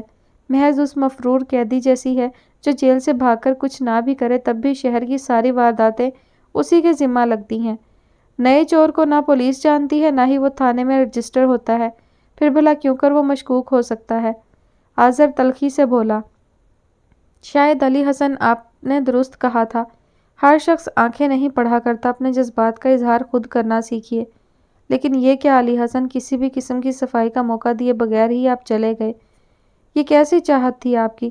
جس شدت سے میری طرف آپ بڑھ رہے تھے وہ تمام شدتیں یک لخت ہی کیسے سمٹ گئیں؟ منال کے چہرے پر ایک سایہ سا آ کر گزر گیا۔ آذر نے منال کی طرف دیکھا جو مغموم سوچوں میں غلطہ نہ صرف معصوم بلکہ کسی قدر قابل رحم بھی لگ رہی تھی۔ وہ اپنے غم و غصے کو پسے پشت ڈال کر اس کے قریب چلا آیا اور پھر بہت ہی شفقت اور اپنائیت بھرے لہجے میں بولا۔ آنکھوں پہ پٹی باندھ کر منظر کو چھپانا آسان ہے منال، لیکن عقل پہ پٹی باندھ کر حقیقت کو چھپانے کی کوشش کرنا نہ صرف مشکل ہے بلکہ احمقانہ حرکت بھی ہے۔ صرف ایک شخص کی زبان سے سبھی فریب میں مبتلا نہیں ہو سکتے۔ جو شخص ایسا سمجھتا ہے وہ بذات خود فریب میں مبتلا ہے۔ انسان عقل مند تو ہو سکتا ہے لیکن عقل کل نہیں بن سکتا، کیونکہ کل صرف وہی ذات ہے، وہی انسان کو انسان پہ آشکار کرتی ہے، سنبھل سنبھل کر چلنے والوں سے بھی وہی لغزشیں کراتا ہے اور ڈوبنے کو بھی وہی سہارا عطا کرتا ہے۔ تم فکر نہیں کرنا، میں جو ہوں۔ آذر کے انداز پہ منال کا دل بھر آیا۔ میں خود علی حسن پہ یہ بات کلیئر کروں گا، کہو گی تو اس گھرنے کو کان سے پکڑ کر یہاں لے آؤں گا تاکہ وہ اپنے کہے گئے لفظوں پہ نہ صرف تمہارے سامنے پشیمان ہو بلکہ تم سے معافی بھی مانگے۔ نہیں آذر بھائی، منال آنسو صاف کرتے ہوئے ایسے مسکرائی جیسے اپنے آپ پہ ہنس رہی ہو۔ آخر کب تک میں دوسروں کے آسرے اور سہارے طلب کرتی رہوں گی؟ جو شخص اپنے موقف کی ترجمانی خود نہ کر سکے بھلا وہ بھی کوئی انسان ہے؟ رب جلیل نے عقل اور نطق کا باہمی تعلق عطا کر کے یوں ہی انسان کو اشرف المخلوقات نہیں بنایا۔ میں آج شام تک یا کل صبح تک یہاں سے چلی جاؤں گی، میرا ایک چھوٹا سا کام ہے وہ کر دیجیے گا۔ آذر نے استفہامیہ نگاہ اس پر ڈالی۔ کچھ دینا ہے وہ علی حسن تک پہنچا دیجیے گا۔ آذر سادگی سے مسکرا دیا۔ چلتی ہوں، اور ہاں، آپ سے ایک گزارش ہے، ماہا سے اس موضوع پر قطعی بات نہیں کیجیے گا۔ اس کے باقی احسانوں کی طرح میں اس کی اب بھی احسان مند ہوں کہ اس نے مجھے اپنی ذات سے باہر نکال پھینک کر نہ صرف مجھے واقعی اپنے ہونے کا احساس دلایا ہے بلکہ زندہ و جاوید حقائق کا سامنا کرنا بھی سکھا دیا ہے جن سے میں اب تک نظریں چراتی آ رہی تھی۔ یاد رکھنا اس کی یہ پہلی غلطی آخری غلطی سمجھ کر معاف کر رہا ہوں، صرف تمہارے کہنے پر، ورنہ کیا؟ منال نے چونک کر آذر کی طرف دیکھا۔ آئندہ اس نے ایسی غلطی کی تو اسے سزا کے بعد بھی معافی نہیں ملے گی۔ آذر کے چہرے پر گہری سنجیدگی اور سختی تھی۔ علی حسن صاحب، آداب۔ میں یہ خط آذر بھائی کے توسط سے آپ تک پہنچا رہی ہوں کیونکہ میرے پاس آپ کا ایڈریس نہیں ہے۔ اس کے ساتھ ہی وہ تحفہ بھی ہے جو آپ نے مجھ تک ماہا کے ذریعے پہنچایا تھا۔ جب آپ ہر قسم کا رشتہ اور اعتبار کا تعلق ہی ختم کر آئے تو پھر اس تحفے کو اپنے پاس رکھنے کا میرے پاس کوئی اور جواز بھی نہیں۔ میں کسی بھی قسم کی وضاحت کرنا ضروری نہیں سمجھتی کیونکہ میں آپ کو انکار کر چکی ہوں۔ لیکن علی حسن صاحب، سنی سنائی بات پر آپ جس طرح یقین کر کے چپ چاپ پلٹ گئے وہ میرے لیے انتہائی تذلیل آمیز رویہ تھا۔ حیرت ہوئی آپ کے اس رویے پر۔ کیا آپ کے دل نے اس بات کی گواہی دے دی تھی؟ بھروسہ اور اعتماد بھی کوئی چیز ہوا کرتا ہے علی حسن۔ آپ شاید وضاحتیں طلب کرنے کے لیے اسی لیے عادی ہیں کہ آپ اس قسم کے احساسات سے ناواقف ہیں۔ یاد ہے آپ کو حلیہ سن، آپ نے کہا تھا جو شخص آپ کی طرف بڑھ رہا ہو اسے مایوس کرتے وقت صرف اپنے جذبات کا ہی نہیں اس کے جذبات کا بھی لحاظ رکھنا چاہیے۔ ہو سکتا ہے آپ کے بیتو کے جواز سے کہیں زیادہ اس کی چاہت میں شدت ہو۔ کہاں گئی علی حسن آپ کی وہ شدتیں؟ سنیں علی حسن، اس انکار کی وجہ کیا تھی؟ اس انکار کی وجہ آذر نہیں تھا، مشرف تھے، جن کی خوبیوں اور نیک سیرت نے مجھے بے پناہ متاثر کیا اور میں ان کی طرف جھکتی چلی گئی۔ میرے بارے میں آپ سبھی کچھ جانتے ہیں تو پھر یہ بھی جانتے ہوں گے کہ میں کس ماحول کی پروردہ لڑکی ہوں۔ جو وصف میں دائم بھائی میں دیکھنا چاہتی تھی وہ مجھے مشرف بھائی میں نظر آئے۔ گفتگو کا دھیما اور نرم انداز، اپنے کام خود کرنے کی عادت، غصے سے بے حد دور سلجھا ہوا رویہ اور خاص طور پر ماں باپ کا بے حد احترام جو کہ میں نے اپنے گھر میں کبھی نہیں دیکھا تھا۔ دائم بھائی جب کبھی امی ابو سے بات کرتے تھے تو انتہائی جاہلانہ انداز ہوتا تھا۔ ہر قسم کی ضد، توڑ پھوڑ اور چیخ چلا کر اپنی بات منوا لیتے، خواہ وہ جائز ہو یا ناجائز۔ ظاہر ہے ان کا یہ رویہ میرے والدین کا ہی عطا کردہ تھا۔ انہوں نے کبھی دائم بھائی کو 4 لفظ نصیحت کے نہیں کہے، انہیں کبھی کسی بات سے نہیں روکا، ہمیشہ ان کی ضدیں پوری کیں۔ اس طرح وہ سب پر حاوی ہو گئے۔ میں نے ہمیشہ دائم بھائی کو اپنے گھر کے ماحول اور والدین پر حاوی ہی پایا تھا۔ ایسے میں مشرف بھائی کی مجھے یہ ساری باتیں بہت اچھی لگیں، جسے میں نے سمجھا کہ مجھے مشرف بھائی سے محبت ہو گئی ہے۔ لیکن درپردہ وہ محبت نہیں تھی، میرا احساس محرومی تھا۔ جن صفات کو میں دائم بھائی میں دیکھنا چاہتی تھی وہ مجھے مشرف بھائی میں نظر آئی اور میں قدرتی طور پر ان کی طرف جھکتی چلی گئی اور ان سے بے بنیاد توقعات وابستہ کر لیں۔ پھر شاید میرے لاشعور میں یہ بات تھی کہ ماہا کا بھائی بھی ماہا جیسا ہوگا۔ ایسے میں پھر آپ میری طرف بڑھے تو میرے لیے فیصلہ انتہائی مشکل ہو گیا۔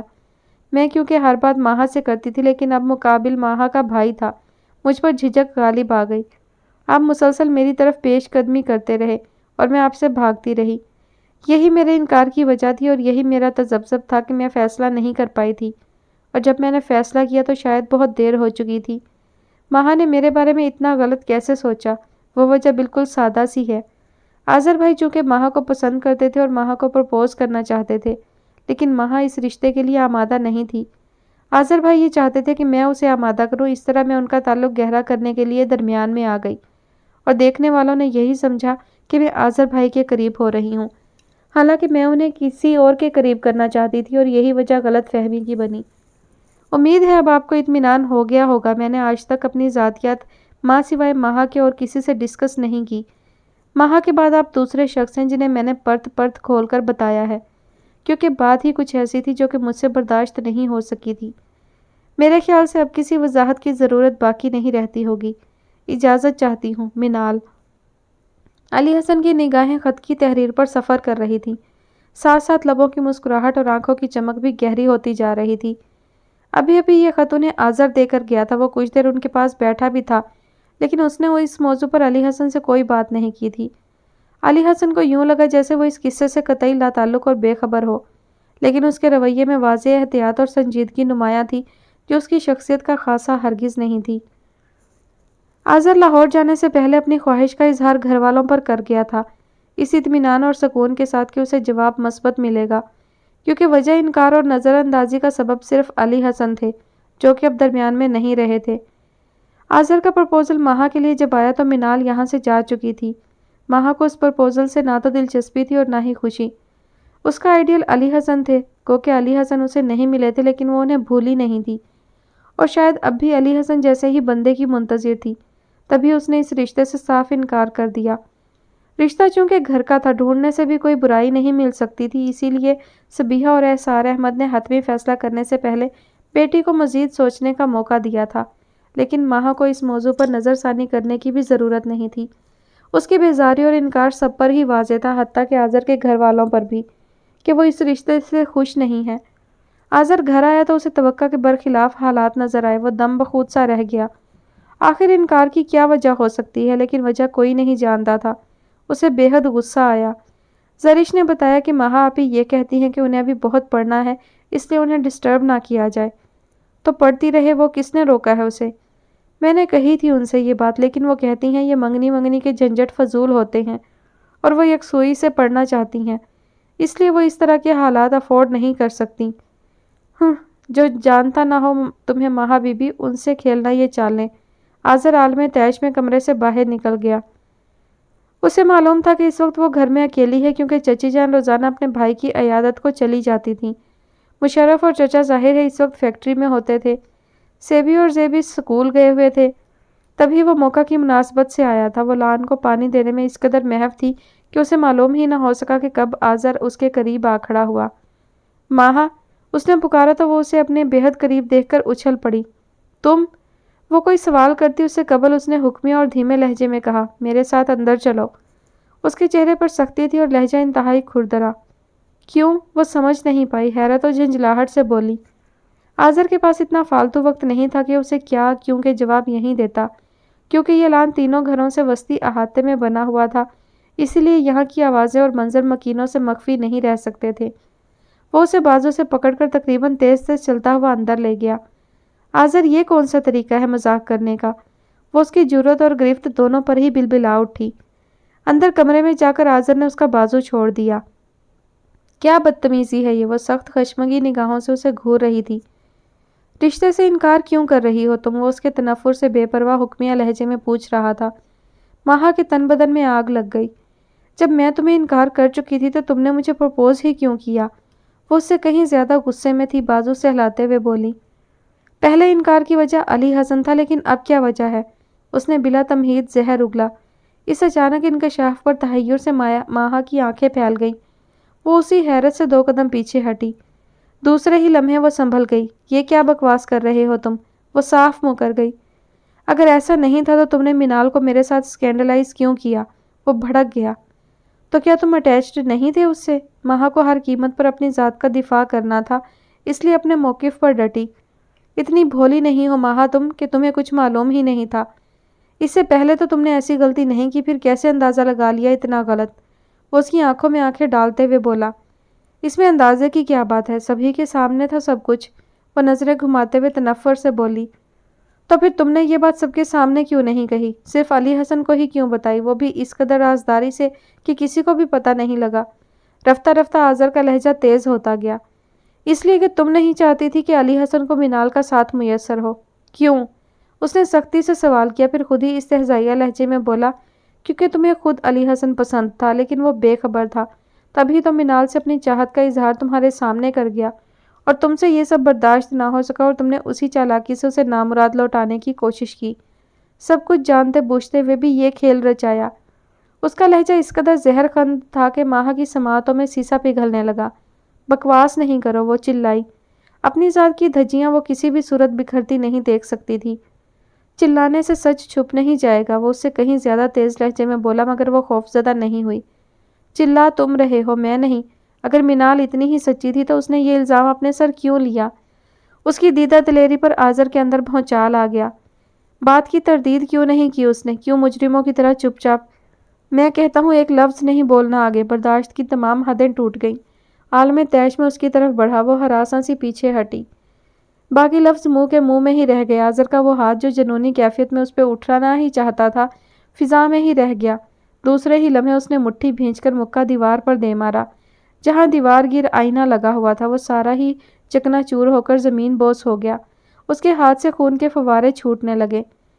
मैं सोच भी नहीं सकता था कि तुम इस हद तक कमीनगी का सबूत दोगी। तुम माहा अहमद, तुम।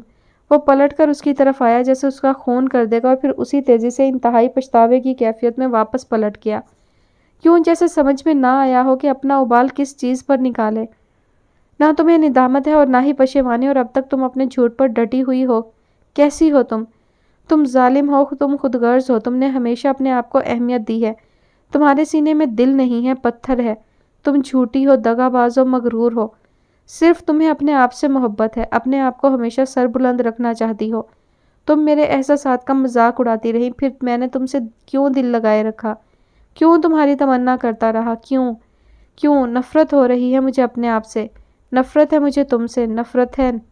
फिर यकलख्ती पलटता शिद्दत से उसका चेहरा, आंखें, हत्ता के कानों की लुएं भी सुर्खी से दहक रही थी। यूं जैसे वो आग के सामने खड़ा हो और उसकी हिद्दत से उसका पूरा वजूद शोला बन रहा हो। उस शोले से निगाहें मिलाना माहा के इख्तियार में नहीं था। اس نے نگاہیں جھکا لی، پھر اسے لگا جیسے اس نے آگ نے آنکھوں کے راستے سفر طے کیا اور اس کے تن بدن میں تندور سے دہکنے لگے ہیں۔ اب وہ خود ندامت کی آگ میں جل رہی تھی۔ وہ آہستہ آہستہ چلتا ہوا اس کے قریب آ گیا۔ اس کے انداز میں صدیوں کی تھکن تھی۔ اس سرد جنگ میں آخر مینال کا قصور ہی کیا تھا؟ ماہا کا سر جھک گیا، ٹانگیں بری طرح کانپ رہی تھیں۔ دوسرے ہی لمحے وہ کمرے سے باہر نکل گیا۔ ماہا نے اپنے کانپتے وجود کو صوفے کے سپرد کر دیا اور اپنے ہاتھوں کے پیالے میں چہرہ چھپا کر پھوٹ پھوٹ کر رونے لگی۔ مینال اپنے گھر آ چکی تھی۔ یہاں سب کچھ ویسا ہی تھا جیسا وہ چھوڑ کر گئی تھی۔ ہاں، البتہ کچھ تبدیلی آئی تھی تو وہ یہ کہ وردہ بھابھی میکے سے ناراضگی بھلا کر واپس آ گئی تھیں، اور دوسرے یہ کہ دائم بھائی اکثر گھر میں نظر آنے لگے تھے۔ وہ اس لیے کہ ان کے ہاں دوسرے بچے کی ولادت باسعادت کی تیاریاں جاری تھیں، اور وہ بیوی کی سیوا میں اس طرح لگے ہوئے تھے جیسے پہلی اور آخری بار ایسا کچھ ہو رہا ہو۔ گھر میں خاصی رونق اور چہل پہل رہنے لگی تھی۔ مینال کو حیرت بھی ہوتی تھی اور ہنسی بھی آتی تھی کہ یہ وہی دائم بھائی ہیں جو اپنا کام خود کبھی نہیں کرتے تھے اور آج زرخرید غلاموں کی طرح بیوی کی خوشامد میں لگے ہوئے تھے۔ اس نے ان باتوں پہ اب جلنا کڑنا چھوڑ دیا تھا۔ ڈور بیل مسلسل بج رہی تھی۔ وہ بہت دیر تک برتنوں سے نمٹتی رہی۔ بالآخر جب کسی کو بھی سنائی نہ دیا تو وہ خود ہی دروازہ کھولنے کے لیے باہر جانے لگی، لیکن پھر یہ دیکھ کر الٹے قدموں واپس آ گئی کہ دائم بھائی مہمانوں کو ڈرائنگ روم میں بٹھا چکے تھے۔ دوسرے ہی لمحے امی نے آ کر ضیافت کے پرتکلف اہتمام کا کہہ دیا۔ وہ چائے بنانے لگی۔ دائم کو شاید امی نے ہی کہا تھا، تبھی وہ بیکری سے کئی لوازمات اٹھا لائے۔ یہ خاص مہمان نوازی اس کے لیے کچھ معمہ سا بن گئی کہ نہ جانے کون آیا ہے۔ دائم ظاہر ہے بھائی تھے، پھر لیے دیے سے انداز میں رہتے تھے، ان سے کیسے پوچھتی؟ وہ سامان دے کر چلے گئے۔ مہمانوں کی ضیافت اور امی کی بھاگ دوڑ سے اسے کچھ اندازہ ہو رہا تھا کہ مہمان کس قسم کے ہو سکتے ہیں۔ تبھی وہ پوچھتے ہوئے کچھ عجیب سا محسوس کر رہی تھی، اور وہ پھر سے اپنے کام میں مصروف ہو گئی۔ کچھ ہی دیر کے بعد ڈور بیل پھر بجی۔ ظاہر ہے گھر میں جو 2 خواتین تھیں وہ مہمانوں میں مصروف تھیں، باقی باہر اس کے علاوہ کوئی نہیں تھا، لہٰذا اسے ہی جانا پڑا۔ دروازہ کھولا تو سامنے علی حسن کو دیکھ کر چونک گئی۔ آپ یہاں کیسے؟ اس کی حیرت بجا تھی۔ آپ نے ایک خط پہ گوند ہی ایسا لگایا تھا کہ میں بذریعہ ڈاک ہی جوابی خط بن کر پہنچ گیا، وہ حشاش بشاش انداز میں بولے۔ کیا مطلب؟ وہ اب تک حیران تھی۔ سبھی سوال یہی کریں گی، اندر آنے کا نہیں کہیں گی؟ انہوں نے قدم آگے بڑھائے تو مینال گھبرا گئی۔ گھر میں تو کوئی مرد نہیں ہے اور ڈرائنگ روم میں پہلے ہی مہمان خواتین بیٹھی ہیں، آپ کہاں آ رہے ہیں؟ اس کا گھبرایا ہوا انداز اس قدر بے ساختہ تھا کہ علی حسن خود بھی بے ساختہ مسکرا دیے۔ غالباً جو خواتین اندر بیٹھی ہیں میری امی اور بہن ہیں۔ جی، وہ گرتے گرتے بچی۔ گھبرائیے نہیں، وہ صرف میرا رشتہ لے کر آئی ہیں، اگر آپ کو منظور ہوا تو۔ وہ اس کی کیفیت سے ہز اٹھا رہے تھے۔ مینال فوراً ہی اپنے حواسوں میں آ گئی۔ اعتبار آ گیا میرا؟ وہ کچھ توقف کے بعد شکوہ کے انداز میں بولی۔ اعتبار تھا تبھی تو جاتے ہوئے آپ سے پوچھا تھا، اگر اعتبار نہ ہوتا تو سنی سنائی بات کا یقین کر کے بغیر ملے ہی نہ چلا جاتا، کبھی بھی واپس نہ آنے کے لیے۔ اگر میں تردید نہ کرتی تو آپ کے اعتبار نے کون سا مان دے دینا تھا؟ میں بھی تو یہی چاہتا تھا کہ آپ خود تردید کریں، اور میں شوق سے آپ کی تردید سننے کو تیار تھا، لیکن آپ نے جس لمحے ماہا کو پکارا تو میں مایوس ہو گیا، اور بس یہی سوچ کر نہ آنے کا فیصلہ کر آیا کہ جب تک آپ خود اپنی بات کی وضاحت نہیں کریں گی، بات آگے نہیں بڑھے گی۔ بہرحال اچھی لگی آپ کی وضاحت اور تردید، اور خاص طور پر یہ کہ آپ کی وہ احتیاط جس سے آپ نے اپنے دوست کو صاف بچا لیا۔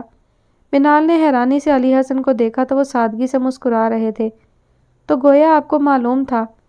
معلوم نہیں تھا، لیکن معمولی سا شک ہوا تھا، وہ بھی صرف اسی خیال سے کہ اتنی محتاط اور باصلاحیت لڑکی اتنا غلط اندازہ کیسے لگا رہی ہے، اور وہ بھی وہ جو سب سے زیادہ آپ کو جانتی ہے۔ تب بھی میں نے آپ کو وضاحت کرنے کا موقع دیا تھا اور آپ پاس ہو گئی۔ وہ مسکرا دیے۔ مینال نے حیرت سے ان کی شکل دیکھی۔ میں جانتا تھا مینال کی اس بات کی آپ میں شدید کمزوری ہے، لیکن کیا ہے کہ زندگی ایک کمرہ امتحان کی طرح ہوتی ہے، اور اس کے نشیب و فراز سبھی سوال نامے ہیں اور وقت کڑا نگران۔ جو لوگ دوسروں پر انحصار کرتے ہیں ہمیشہ وقت سے مات کھاتے ہیں، اور میں آپ کو ہمیشہ مات کھاتے نہیں دیکھ سکتا تھا، اسی لیے آپ کو اس بھنور سے نکال لایا جہاں آپ کو لمحہ لمحہ مسیحا کی ضرورت رہتی تھی۔ وہ بے حد مطمئن اور سرشار تھے، نہ جانے کون کون شامل ہے مجھے اس بھنور سے نکالنے میں۔ مینال نے نگاہیں جھکا لیں۔ اب اندر آ جاؤں؟ مینال شرمندہ ہو کر سامنے سے ہٹ گئی۔ وہ اندر آ گئے۔ ایک بات بتائیں، کیا آپ نے خط کسی کو پہلی بار لکھا تھا؟ ان کی آنکھوں کی شوخی اس کا احاطہ کیے ہوئے تھی۔ کیوں؟ کیا لکھائی اچھی نہیں تھی؟ اس نے نگاہیں اٹھا کر دیکھا اور پھر جیسے نروس ہو کر نگاہیں جھکانے پر مجبور ہو گئی۔ لکھائی تو بہت اچھی ہے آپ کی، لیکن انداز تحریر نہایت ہی خشک تھا۔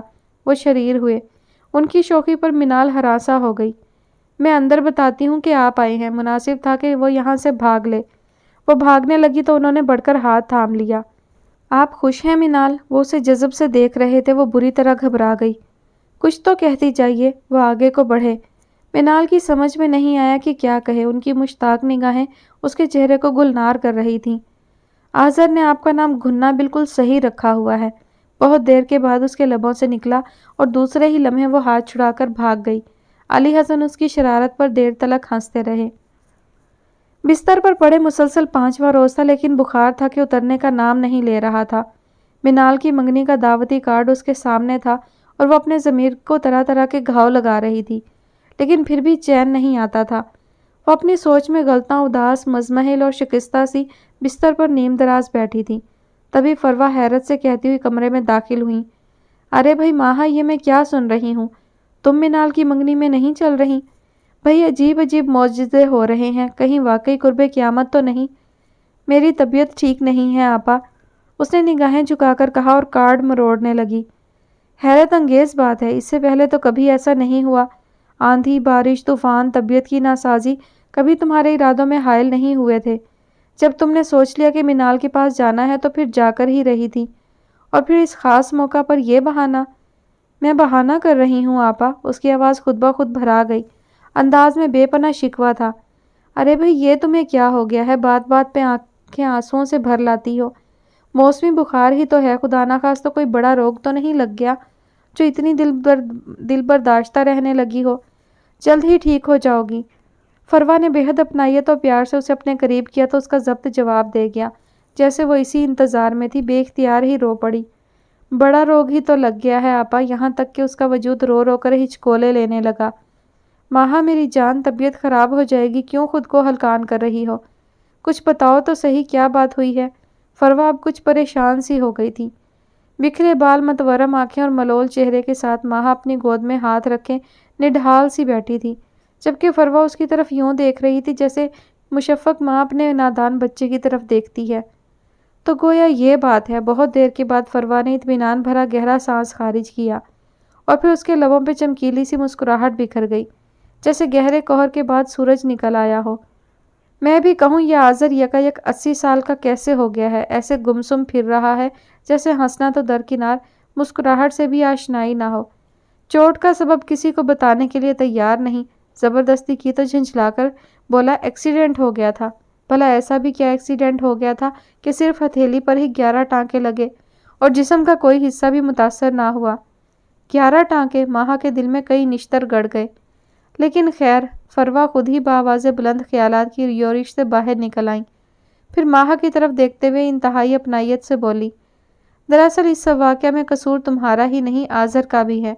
علی حسن واقعی ایسا شخص ہے کہ اسے کوئی بھی لڑکی آئیڈیل بنا سکتی ہے، اور خاص طور پہ تم جیسی ٹھہرے ہوئے مزاج کی حامل اور باصلاحیت لڑکی ایسے ہی مرد کو ترجیح دے سکتی ہے جس نے زندگی کے مصائب سے لڑ کر اپنا آپ منوایا ہو، جو زندگی کے معاملات میں سنجیدہ اور محتاط ہو، جبکہ آذر انتہائی سیماب طبیعت کا مالک ہے، ہر معاملے میں غیر سنجیدہ، گفتگو سے لے کر عمل تک غیر محتاط، ماں سوائے حسن کے کوئی بھی شخصی خوبی نہیں۔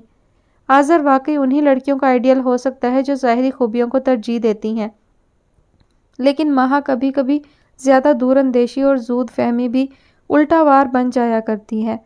ضروری نہیں جو شخص جیسا نظر آتا ہے وہ ہمیشہ ویسا ہی رہے گا۔ زندگی انسان کو خود بخود تبدیل کر دیتی ہے۔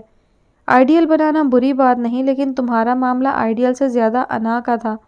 تم دونوں نے ہی انکار کو اپنی اپنی انا کا مسئلہ بنا لیا، آذر نے بھی اور تم نے بھی۔ میری سمجھ میں نہیں آتا کہ تم دونوں نے ہی اپنے آپ کو اتنا اہم کیوں سمجھا کہ تمہیں کوئی رد نہیں کر سکتا، نظر انداز نہیں کر سکتا۔ انسان کتنا ہی خوب تر ہو، سب سے خوب تر نہیں ہو سکتا۔ تم دونوں سے کہیں بہتر تو منال تھی، جس نے کسی بھی بات کو انا کا مسئلہ نہیں بنایا، اور پھر تم تو بہت سمجھدار تھیں، سبھی کو راستے دکھاتے دکھاتے خود کیسے بھٹک گئیں۔ یہی سمجھداری تو میرا جرم ثابت کرنے کا سبب بنی ہے، وہ انتہائی پچھتاوے کی کیفیت میں بولی۔ تو فروہ مسکرا دی، اس کا ہاتھ تھام کر بولی، نادانیاں بھی انسانوں سے ہوتی ہیں اور اس کا ازالہ بھی انسان ہی کرتے ہیں۔ پھر فروہ کا انداز شرارتی ہو گیا۔ یہ اور بات ہے کہ سمجھدار انسانوں سے نادانی کی توقع کم ہوتی ہے، اس لیے وہ جلد گرفت میں آ جاتے ہیں۔ ماہا کا چہرہ پشیمانی سے جھک گیا۔ دیکھو ماہا، میں یہ تو نہیں کہتی کہ آذر بہت اچھا ہے یا آذر بہت برا ہے، لیکن یہ کہوں گی کہ آئیڈیل محض سراب ہوتے ہیں یا پھر عکس ہو سکتا ہے۔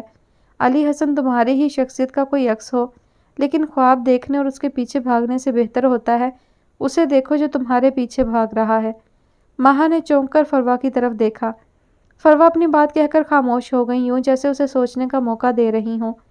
تھوڑی دیر تک دونوں طرف خاموشی چھائی رہی، پھر فروہ اٹھ کھڑی ہوئی۔ اچھا میں اب چلتی ہوں، اور ہاں تم شام کو ضرور چلو گی۔ مگر فروہ آپا، ظرف والے ہمیشہ جھکنے میں پہل کرتے ہیں جبکہ کم ظرف جھکانے کے منتظر رہتے ہیں، اور یہ میں جانتی ہوں کہ تم کم ظرف نہیں ہو۔ فروہ اسی خوش دلی سے کمرے سے باہر نکل گئی جبکہ وہ نڈھال سی ہو کر بستر پر لیٹ گئی۔ آنسو پھر سے رواں ہو گئے تھے۔ سبھی لوگ آ چکے تھے ماں سوائے علی حسن کے گھر والوں کے۔ پورے گھر میں ایک خوش رنگ سی گہما گہمی تھی۔ منال تیار ہوئی اپنے کمرے میں بیٹھی تھی، لیکن اس کی نگاہیں ماہا کی منتظر تھیں۔ سارے حساب کتاب پسے پشت چلے گئے تھے، مان تھا تو صرف دوستی پر۔ مشرف کے ساتھ ماہا جب گھر میں داخل ہوئی تو چہرہ فکر سے آزاد، مسرور و متبسم تھا۔ وہ باری باری سب سے مل کر منال کے کمرے میں چلی آئی۔ منال جو اسی کے انتظار و خیال میں بیٹھی تھی، اسے سامنے پا کر بے قابو ہو گئی، اور پھر دونوں ہی اس لپک سے ایک دوسرے کی طرف بڑھیں جیسے صدیوں کے بعد ملی ہوں۔ بہت دیر کے بعد منال نے اسے خود سے علیحدہ کیا۔ منال نے اس کا چہرہ تھاما تو اس کی ہتھیلیاں جلنے لگیں۔ ارے یہ کیا، تمہیں تو بخار لگ رہا ہے منال، ماہا نے آہستگی سے کہا، اور پھر چپ ہو گئی۔ منال نے اس کی طرف دیکھا اور پھر اپنے آنسو صاف کرتے ہوئے ہنس دی۔ کسی بھی موضوع پر کوئی بات نہیں ہوگی، اتنی پیاری لگ رہی ہو کہ تمہیں دیکھ کر ساری خفگی بھول گئی ہوں، ورنہ بہت لڑنے کے ارادے سے بیٹھی تھی۔ ہاؤ فنٹاسٹک، یہ چاند زمین پر کب اترا؟ شینا اچانک کمرے میں داخل ہوئی تو ماہا کو دیکھ کر جھوم اٹھی۔ اس کے پیچھے زرش تھی، اس کا انداز بھی کچھ ایسا ہی تھا۔ ماہا واقعی بری طرح نروس ہو گئی۔ کیا میں اوور لگ رہی ہوں؟ وہ روحانسی ہوئی۔ اوور نہیں دلہن، اور وہ بھی چوتھی کی، شینا نے ماہا کے گال پہ چٹکی کاٹ کر شرارت سے کہا۔ وہ تینوں بے ساختہ ہنس پڑیں۔ اسی لمحے آذر کمرے میں داخل ہوا، عجیب سنجیدہ سنجیدہ اور اداس لگ رہا تھا۔ ماہا کے لب یک لخت ہی سکڑ گئے۔ شینا آپا، وہ سب کو نظر انداز کرتا صرف شینا سے مخاطب تھا، آپ ذرا باہر آئیں، آپ سے بات کرنی ہے۔ زرش بھی اس کے ساتھ باہر چلی گئی، لیکن ماہا یوں گمسم بیٹھی تھی جیسے کچھ سن ہی نہ رہی ہو۔ منال علی حسن کی ماں بہنوں میں گھری بیٹھی تھی۔ علی حسن کی امی نے منال کو انگوٹھی پہنائی، اس کے بعد ہی منہ میٹھا ہونے کا دور شروع ہو گیا۔ ماہا سب سے الگ تھلگ چپ چاپ اپنی ہی سوچوں میں غلطاں بیٹھی تھی۔ یہاں سے مٹھائی کا اور تصاویر کا سلسلہ ختم ہوا تو پھپھو علی حسن کی انگوٹھی لے کر مردانے میں چلی گئیں۔ منال کے پاس چند افراد رہ گئے۔ ماہا کو گمسم بیٹھا دیکھ کر فروہ اس کے قریب آ گئی۔ اداس ہو؟ نہیں تو، ماہا نے جبراً مسکرایا۔ فروہ اس کا چہرہ دیکھنے لگی۔ آذر سے ملاقات ہوئی؟ ماہا کا چہرہ جھک گیا اور آنکھیں بھر آئی۔ ملو گی اس سے؟ وہ ٹیشو پیپر کے کونے سے آنکھ صاف کرنے لگی۔ فروہ ہنس دی۔ اچھا چلو اٹھو۔ ماہا کو اٹھنے میں جھجک محسوس ہوئی۔ تمہاری امی کو تمہاری بہت فکر ہو رہی ہے، ابھی بھی مشرف سے کہہ رہی تھی کہ بہن کو گھر لے جاؤ پھر ڈاکٹر کے پاس لے جانا، لیکن چچی جان کو یہ معلوم نہیں کہ ڈاکٹر یہیں موجود ہے۔ فروہ شرارت سے مسکرائیں، پھر اسے اپنی ہمراہی میں منال کے کمرے میں چھوڑ گئیں۔ فروہ آپا، ماہا نے جاتی ہوئی فروہ کو پکارا۔ فروہ نے پلٹ کر دیکھا، وہ کچھ خوف زدہ نظر آئی، آنکھیں پھر پانیوں سے بھر رہی تھیں۔ یہ آگ کا دریا تمہیں خود ہی عبور کرنا ہے۔ فروہ لاچاری سے کندھے اچکا کر نیچے اتر گئیں۔ ماہا اس طرابی کیفیت میں انگلیاں مسلنے لگی۔ آئیے نا آذر بھائی، آپ بھی تصویر بنوا لیجئے، عمیر ضد کر رہا تھا۔ نہیں، میرا موڈ نہیں ہو رہا، وہ بار بار انکار کر رہا تھا۔ حیرت کی بات ہے آذر، تمہیں تو تصاویر بنوانے کا اتنا شوق تھا کہ جہاں کیمرہ آن ہوا تم تصویر بنوانے چڑھ دوڑے۔ میری شادی کی ساری البم میں مجھ سے زیادہ تمہاری تصاویر ہیں۔ فراز نے مسکراتے ہوئے حیرت کا اظہار کیا۔ اور میری شادی میں بھی میری بیوی سے زیادہ موصوف میرے پاس بیٹھے ہیں۔ وقاص بھائی نے چھپے دکھ کا اظہار کر ڈالا۔ دراصل وقاص بھائی، بیٹھی تو شینا بھی تھی آپ کے پاس، لیکن تصویر بنواتے ہوئے یہ اتنا خود پسند ہو جاتا ہے، یہ بھی خیال نہیں کرتا کہ یہ موقع کس کے لیے اہم ہے۔ ہمیشہ اپنے آپ کو ترجیح دیتا ہے۔ آپ کی شادی میں ساری تصاویر اس نے شینا کے آگے بیٹھ کر بنوائی ہیں، وہ بھی اس طرح کے کیمرے کی آنکھوں میں آنکھیں ڈال کر۔ فروا کی بات پر بے ساختہ کہا پڑا، جبکہ آذر ہلکا سا بھی نہیں مسکرایا۔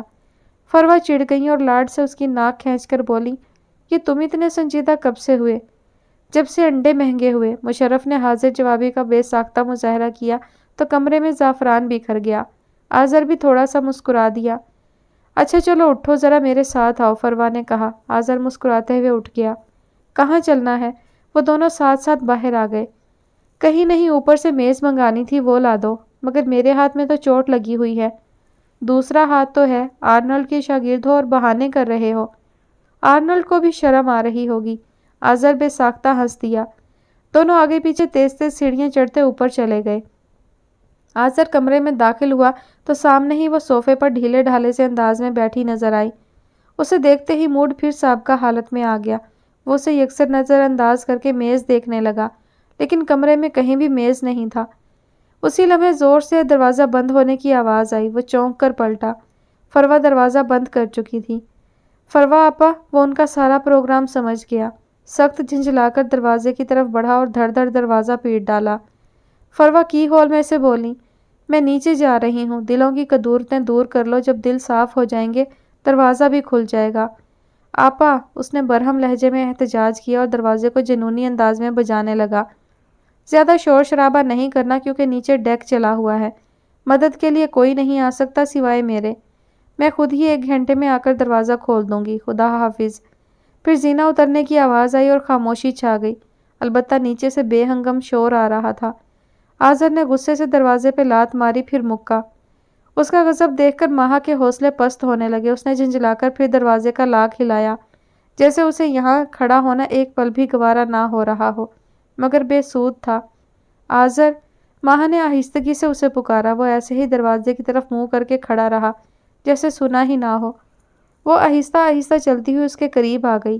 آذر، پھر اسے پکارا، مگر وہ نہیں پلٹا۔ اس نے ہاتھ پکڑ کر اسے موڑنا چاہا، لیکن آذر نے سختی سے ہاتھ جھٹک دیا اور اسی رخ اڑیل ٹٹو بنا کھڑا رہا۔ ماہا کا دل بھر آیا۔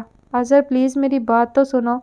آذر نے بیزاری سے رخ پھیر لیا۔ اب وہ اس طرح کھڑا تھا، ایک ہاتھ دروازے پر ٹکا ہوا تھا اور ایک کمر پہ، ذرا سا خود کو خم دیا ہوا تھا، اس طرح کہ ایک پاؤں بالکل زمین پر ٹکا ہوا تھا اور دوسرے کو انتہائی اضطراری اور کوفت کی حالت میں ہلا رہا تھا۔ ماہا تڑپ کر اس کے سامنے آ گئی، ایسے کہ اگر وہ دوسرا ہاتھ بھی دروازے پر رکھ لیتا تو بالکل اس کے احاطے میں آ جاتی۔ I am sorry Azar, I am so sorry.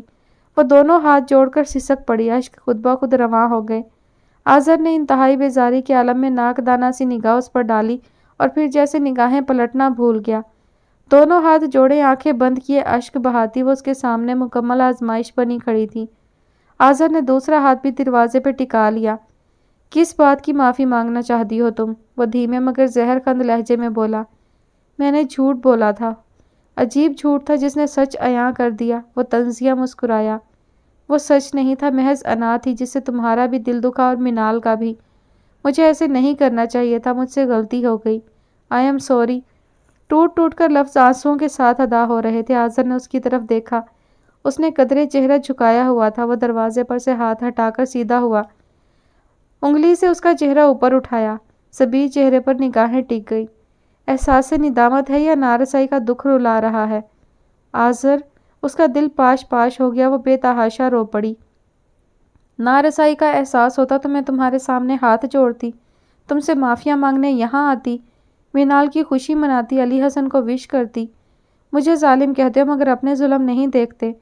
خود کو اذیت پہنچائی، اتنا خون میرے سامنے ضائع کر دیا، پھر بھی میں ہی ظالم ہوں۔ منال کو مطمئن کر دیا، علی حسن سے مل آئے، کسی کو کچھ نہیں بتایا، بنے پھرتے ہو مظلوم۔ آذر کے لبوں پر مبہم سا تبسم دوڑ گیا۔ ساری خفگی زائل ہو گئی۔ وہ 2 زانوں اس کے سامنے بیٹھ گیا۔ دیکھو پلیز چپ ہو جاؤ، آخر کتنا رو گی؟ دیکھو مجھے بالکل تجربہ نہیں ہے لڑکیوں کو چپ کرانے کا۔ ایسے میں کوئی گستاخی کر بیٹھا تو لڑنا نہیں، مگر اسے احساس ہی کب تھا۔ وہ روتی رہی۔ او مائی گاڈ! وہ پریشان ہو کر کھڑا ہو گیا۔ کوئی باجا، کوئی کھلونا بھی نہیں ہے جس سے میں تمہیں چپ کرواؤں۔ روتے روتے ماہا کو ہنسی آ گئی۔ آذر نے ہاتھ پکڑ کر اسے زمین پر سے اٹھا لیا۔ تمہیں تو لگتا ہے تیز بخار ہے۔ وہ اس کی جلتی کلائی تھام کر حیران رہ گیا۔ مگر تمہیں اس سے کیا؟ ظالم تو میں ہوں۔ وہ دوسرے ہاتھ کی پشت سے آنسو صاف کرتے ہوئے منہ پھیر کر بولی۔ آذر ہنس پڑا، اسے اپنے قریب کر لیا۔ ظالم تو واقعی تم ہو۔ اگر مجھے پہلے ہی پتا ہوتا کہ میرے خون سے تمہارا دل موم ہو جائے گا تو صبح شام تمہارے گھر کے دروازے پر آ کر ٹکر مارتا، کوئی تو چوٹ دل پر وار کرتی۔ ماہا نے خفگی سے اس کی طرف دیکھا، وہ مسکرا رہا تھا۔ یہ بات نہیں ہے، اس نے نظریں پھیر لیں۔ تو پھر کیا بات ہے؟ وہ بضد ہوا۔ پتہ نہیں۔ پتہ کرو۔ وہ شوق ہو رہا تھا۔ ساری عمر دوسروں کے دل کی ترجمانی کی، آج اپنی باری آئی تو لفظ ہی ساتھ نہیں دے رہے تھے۔ حال دل بیان کرنے سے قاصر تھی، جان چھڑانے کے لیے فروا کے ہی کہے ہوئے الفاظ دہرا دیے۔ جو ہمیں چاہتا ہے وہی سچی خوشیاں دے سکتا ہے، وہ دھیرے سے بولی۔ آذر کے تن بدن میں چراغاں سا ہو گیا، سرشاری کی لہر پورے وجود میں دوڑ گئی۔ اس اقرار محبت پر وہ جھوم اٹھا۔ یہ بات اتنی دیر سے سمجھ میں آئی تمہیں؟ ذرا میری طرف دیکھ کر ایک بار پھر یہی کہو۔ اس کے لہجے کی گمبھیرتا پر ماہا کا دل زور سے دھڑکنے لگا۔ وہ نگاہیں اٹھانے کی جرت نہ کر سکی۔ وہ ہنس پڑا۔ بڑی افلاطون بنتی ہو، اب کیا ہوا؟ ماہا نے فوراً ہی خفگی سے اس کی طرف دیکھا۔ اس کی چاہت پوری ہو گئی۔ کیسا لگ رہا ہوں میں؟ اس کے بے تکے سوال پر ماہا ہمیشہ کی طرح حیران تھی۔ سامنے ہی وہ اپنی تمام تر جولانیوں سمیت اس پر حاوی ہو رہا تھا۔ اس سوال کا مقصد؟ دراصل آج تم اتنی اچھی لگ رہی ہو، تمہیں دیکھ کر میں احساس کمتری میں مبتلا ہونے لگا ہوں۔ ماہا مسکرا پڑی اور ڈنڈی مار کر بولی۔ ہمیشہ ہی ہر مقابلے میں تم مجھ سے پیچھے رہے ہو، پھر اب کس بات کا مقابلہ؟ اچھا، وہ مسکرایا۔ اس امتحان میں تم مجھ سے مقابلہ نہیں کر سکتی، شرط لگا کر کہتا ہوں، پاسنگ مارکس بھی حاصل نہیں کر پاؤ گی۔ ماہا واقعی سمجھ نہ سکی کہ وہ کس ارادے میں ہے۔ آذر نے اس کا ہاتھ پکڑا اور اس کی کلائی میں بندھے گجرے کی خوشبو کو کھینچتے ہوئے ہونٹوں تک لے گیا۔ ماہا نے بدک کر ہاتھ کھینچ لیا۔ وہ لطف لے کر یوں مسکرا رہا تھا جیسے جواب مانگ رہا ہو۔ وہ گھبرا کر دروازے کی طرف بڑھی اور بے اختیار دروازہ پیٹ ڈالا۔ دروازہ باہر سے بند ہے، نیچے ڈیک فل آواز میں چل رہا ہے، مدد کے لیے کوئی نہیں آئے گا۔ اسے ڈرانے میں مزہ آ رہا تھا۔ وہ دروازے سے لگ کر کھڑی ہو گئی جیسے بے حد خوفزدہ ہو گئی ہو۔ وہ اس کے قریب آ گیا۔ کیوں یقین نہیں ہے میرا؟ اس نے فوراً ہی نفی میں گردن ہلا دی۔ کیوں؟ اسے افسوس ہوا۔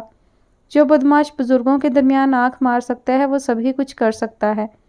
وہ ہنستا چلا گیا، پھر اس کی لٹ کھینچ کر بولا، بدمعاش ضرور ہوں مگر بے ایمان نہیں ہوں۔ بے ایمان نہیں کرتا تو اسی روز کرتا جب تمہیں فلم دکھانے لے گیا تھا۔ ماہا نے حیرانی سے اس کی طرف دیکھا۔ تو گویا اس روز بھی تمہارے دل میں بے ایمانی تھی؟ بے ایمان تو دل تم پر نہ جانے کب سے ہے، یہ اور بات ہے کبھی کی نہیں۔ آذر نے مدہوشی کی سی کیفیت میں اس کی کلائی سے گجرا توڑ لیا۔ ماہا نے سراسیمگی سے اس کی طرف دیکھا۔ یہ کیا بدتمیزی ہے؟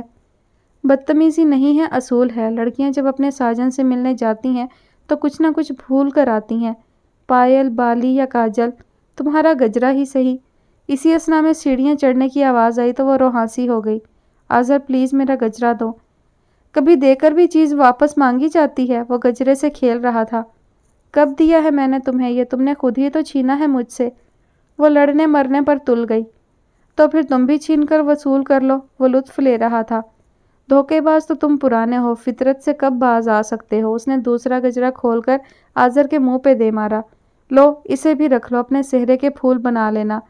اسی دوران دروازہ کھل گیا۔ وہ دھم دھم کرتی کمرے سے باہر نکل گئی۔ فروا چکرا کر رہ گئی۔ چھوڑ کر گئی تھی تو تم ناراض تھے، آئی ہوں تو وہ ناراض ہو کر جا رہی ہے اور تم خوش ہو۔ آخر یہ ماجرا کیا ہے؟ مجھے تو خوش ہونا ہی ہے آپا، سہرے کے پھول جو دے گئی ہے مجھے، اس کا مطلب ہے جلدی تیاری کروں۔ آذر کا کہا اور جملے نیچے اترتی ماہا کا تعقب کر رہے تھے۔ وہ خود ہی جلد بازی میں کہی گئی بات پر پشیمان ہو گئی اور شرما کر جلدی جلدی سیڑھیاں اترنے لگی۔ ختم شد جی جناب لسنرز، تو یہ کہانی ختم ہوتی ہے یہیں پر۔ شارٹ کہانی تھی اور بہت ہی مثبت میسج کے ساتھ تھی، خاص طور پر شادی شدہ لڑکیوں کے حوالے سے کہ وہ اپنے سسرال والوں کی اور اپنے شوہر کے حوالے سے اپنی باتیں جو وہ گھر میں کرتی ہیں۔ ماؤں کے ساتھ تو بیٹیاں دکھ سکھ کرتی ہیں، اس میں کوئی شک نہیں ہے اور کرنا بھی چاہیے، لیکن اس بات کا خاص خیال رکھنا چاہیے کہ پھر اس سے ان کی اور ان کے شوہر کی عزت جو ہے وہ کم ہو جاتی ہے، تو پھر اس بات پر انہیں گلہ بھی نہیں کرنا چاہیے۔ دوسری بات یہ کہ جب آپ گھر میں اپنی شادی شدہ زندگی کا ذکر کرتے ہیں، خاص طور پر اپنے چھوٹے بہن بھائیوں کے سامنے، تو اس سے ان پر بہت ہی منفی اثرات مرتب ہوتے ہیں۔ بہت سے لوگ شادی سے بدظن ہو جاتے ہیں، بہت سے لوگ اپنے لائف پارٹنر سے بدظن ہو جاتے ہیں، اور وہ شروع میں ہی ان کے ساتھ برا رویہ، برا سلوک اپنا لیتے ہیں، کہ ان کا خیال یہ ہوتا ہے کہ جیسے ان کے بہن بھائی کی زندگی گزری ہے، متاثر ہوتے ہیں وہ اس سے، تو وہ یہ سوچتے ہیں کہ وہ ویسا اپنی زندگی میں نہیں ہونے دیں گے، اور اسی سوچ کی بنیاد پر وہ اپنے رویے کو جو ہے وہ منفی کر لیتے ہیں اور اپنی شادی شدہ زندگی کو تباہ کرتے ہیں۔ تو شادی شدہ بہن بھائیوں کو چاہیے کہ وہ اپنی زندگی کو اپنے چھوٹے بہن بھائیوں کے لیے مثبت مثال بنائیں، نہ کہ منفی مثال بنائیں۔ اس سے بہت سارے لوگ متاثر ہوتے ہیں، بہت سارے لوگوں کی زندگی متاثر ہوتی ہے، بلا وجہ کسی کی زندگی میں زہر گھل جاتا ہے، اور بہت سے لوگ شادی کرنے سے ہی بھاگنے لگ جاتے ہیں۔ تو امید ہے کہ یہ بہت اچھا لگا ہوگا آپ کو۔ بہت چھوٹی سٹوری تھی لیکن بہت ہی پازیٹیو میسیج کے ساتھ تھی۔ اور دوسرا یہ کہ ہمیشہ دوسروں کا سہارا نہیں لینا چاہیے، اپنی بات خود کہنی آنی چاہیے انسان کو، اپنے کردار کے حوالے سے یا اپنی ذات کے حوالے سے جو بھی بات کہنی ہو وہ خود کہنی چاہیے، ورنہ دوسرے لوگ آپ کا غلط استعمال کر لیتے ہیں، جیسا کہ منال کی شخصیت تھی اور ماہا نے اس کا استعمال جو کیا تھا۔ تو اس حوالے سے بھی بہت اچھی لگی مجھے یہ چھوٹی سی کہانی۔ امید ہے آپ سب کو بھی پسند آئی ہوگی۔ رائے کا اظہار کامنٹ سیکشن میں ضرور کیجیے گا۔ اپنا بہت سارا خیال رکھیے گا، مجھے دعاؤں میں یاد رکھیے گا۔ انشاءاللہ جلد نئی کہانی کے ساتھ حاضر ہوں گی۔ اللہ حافظ۔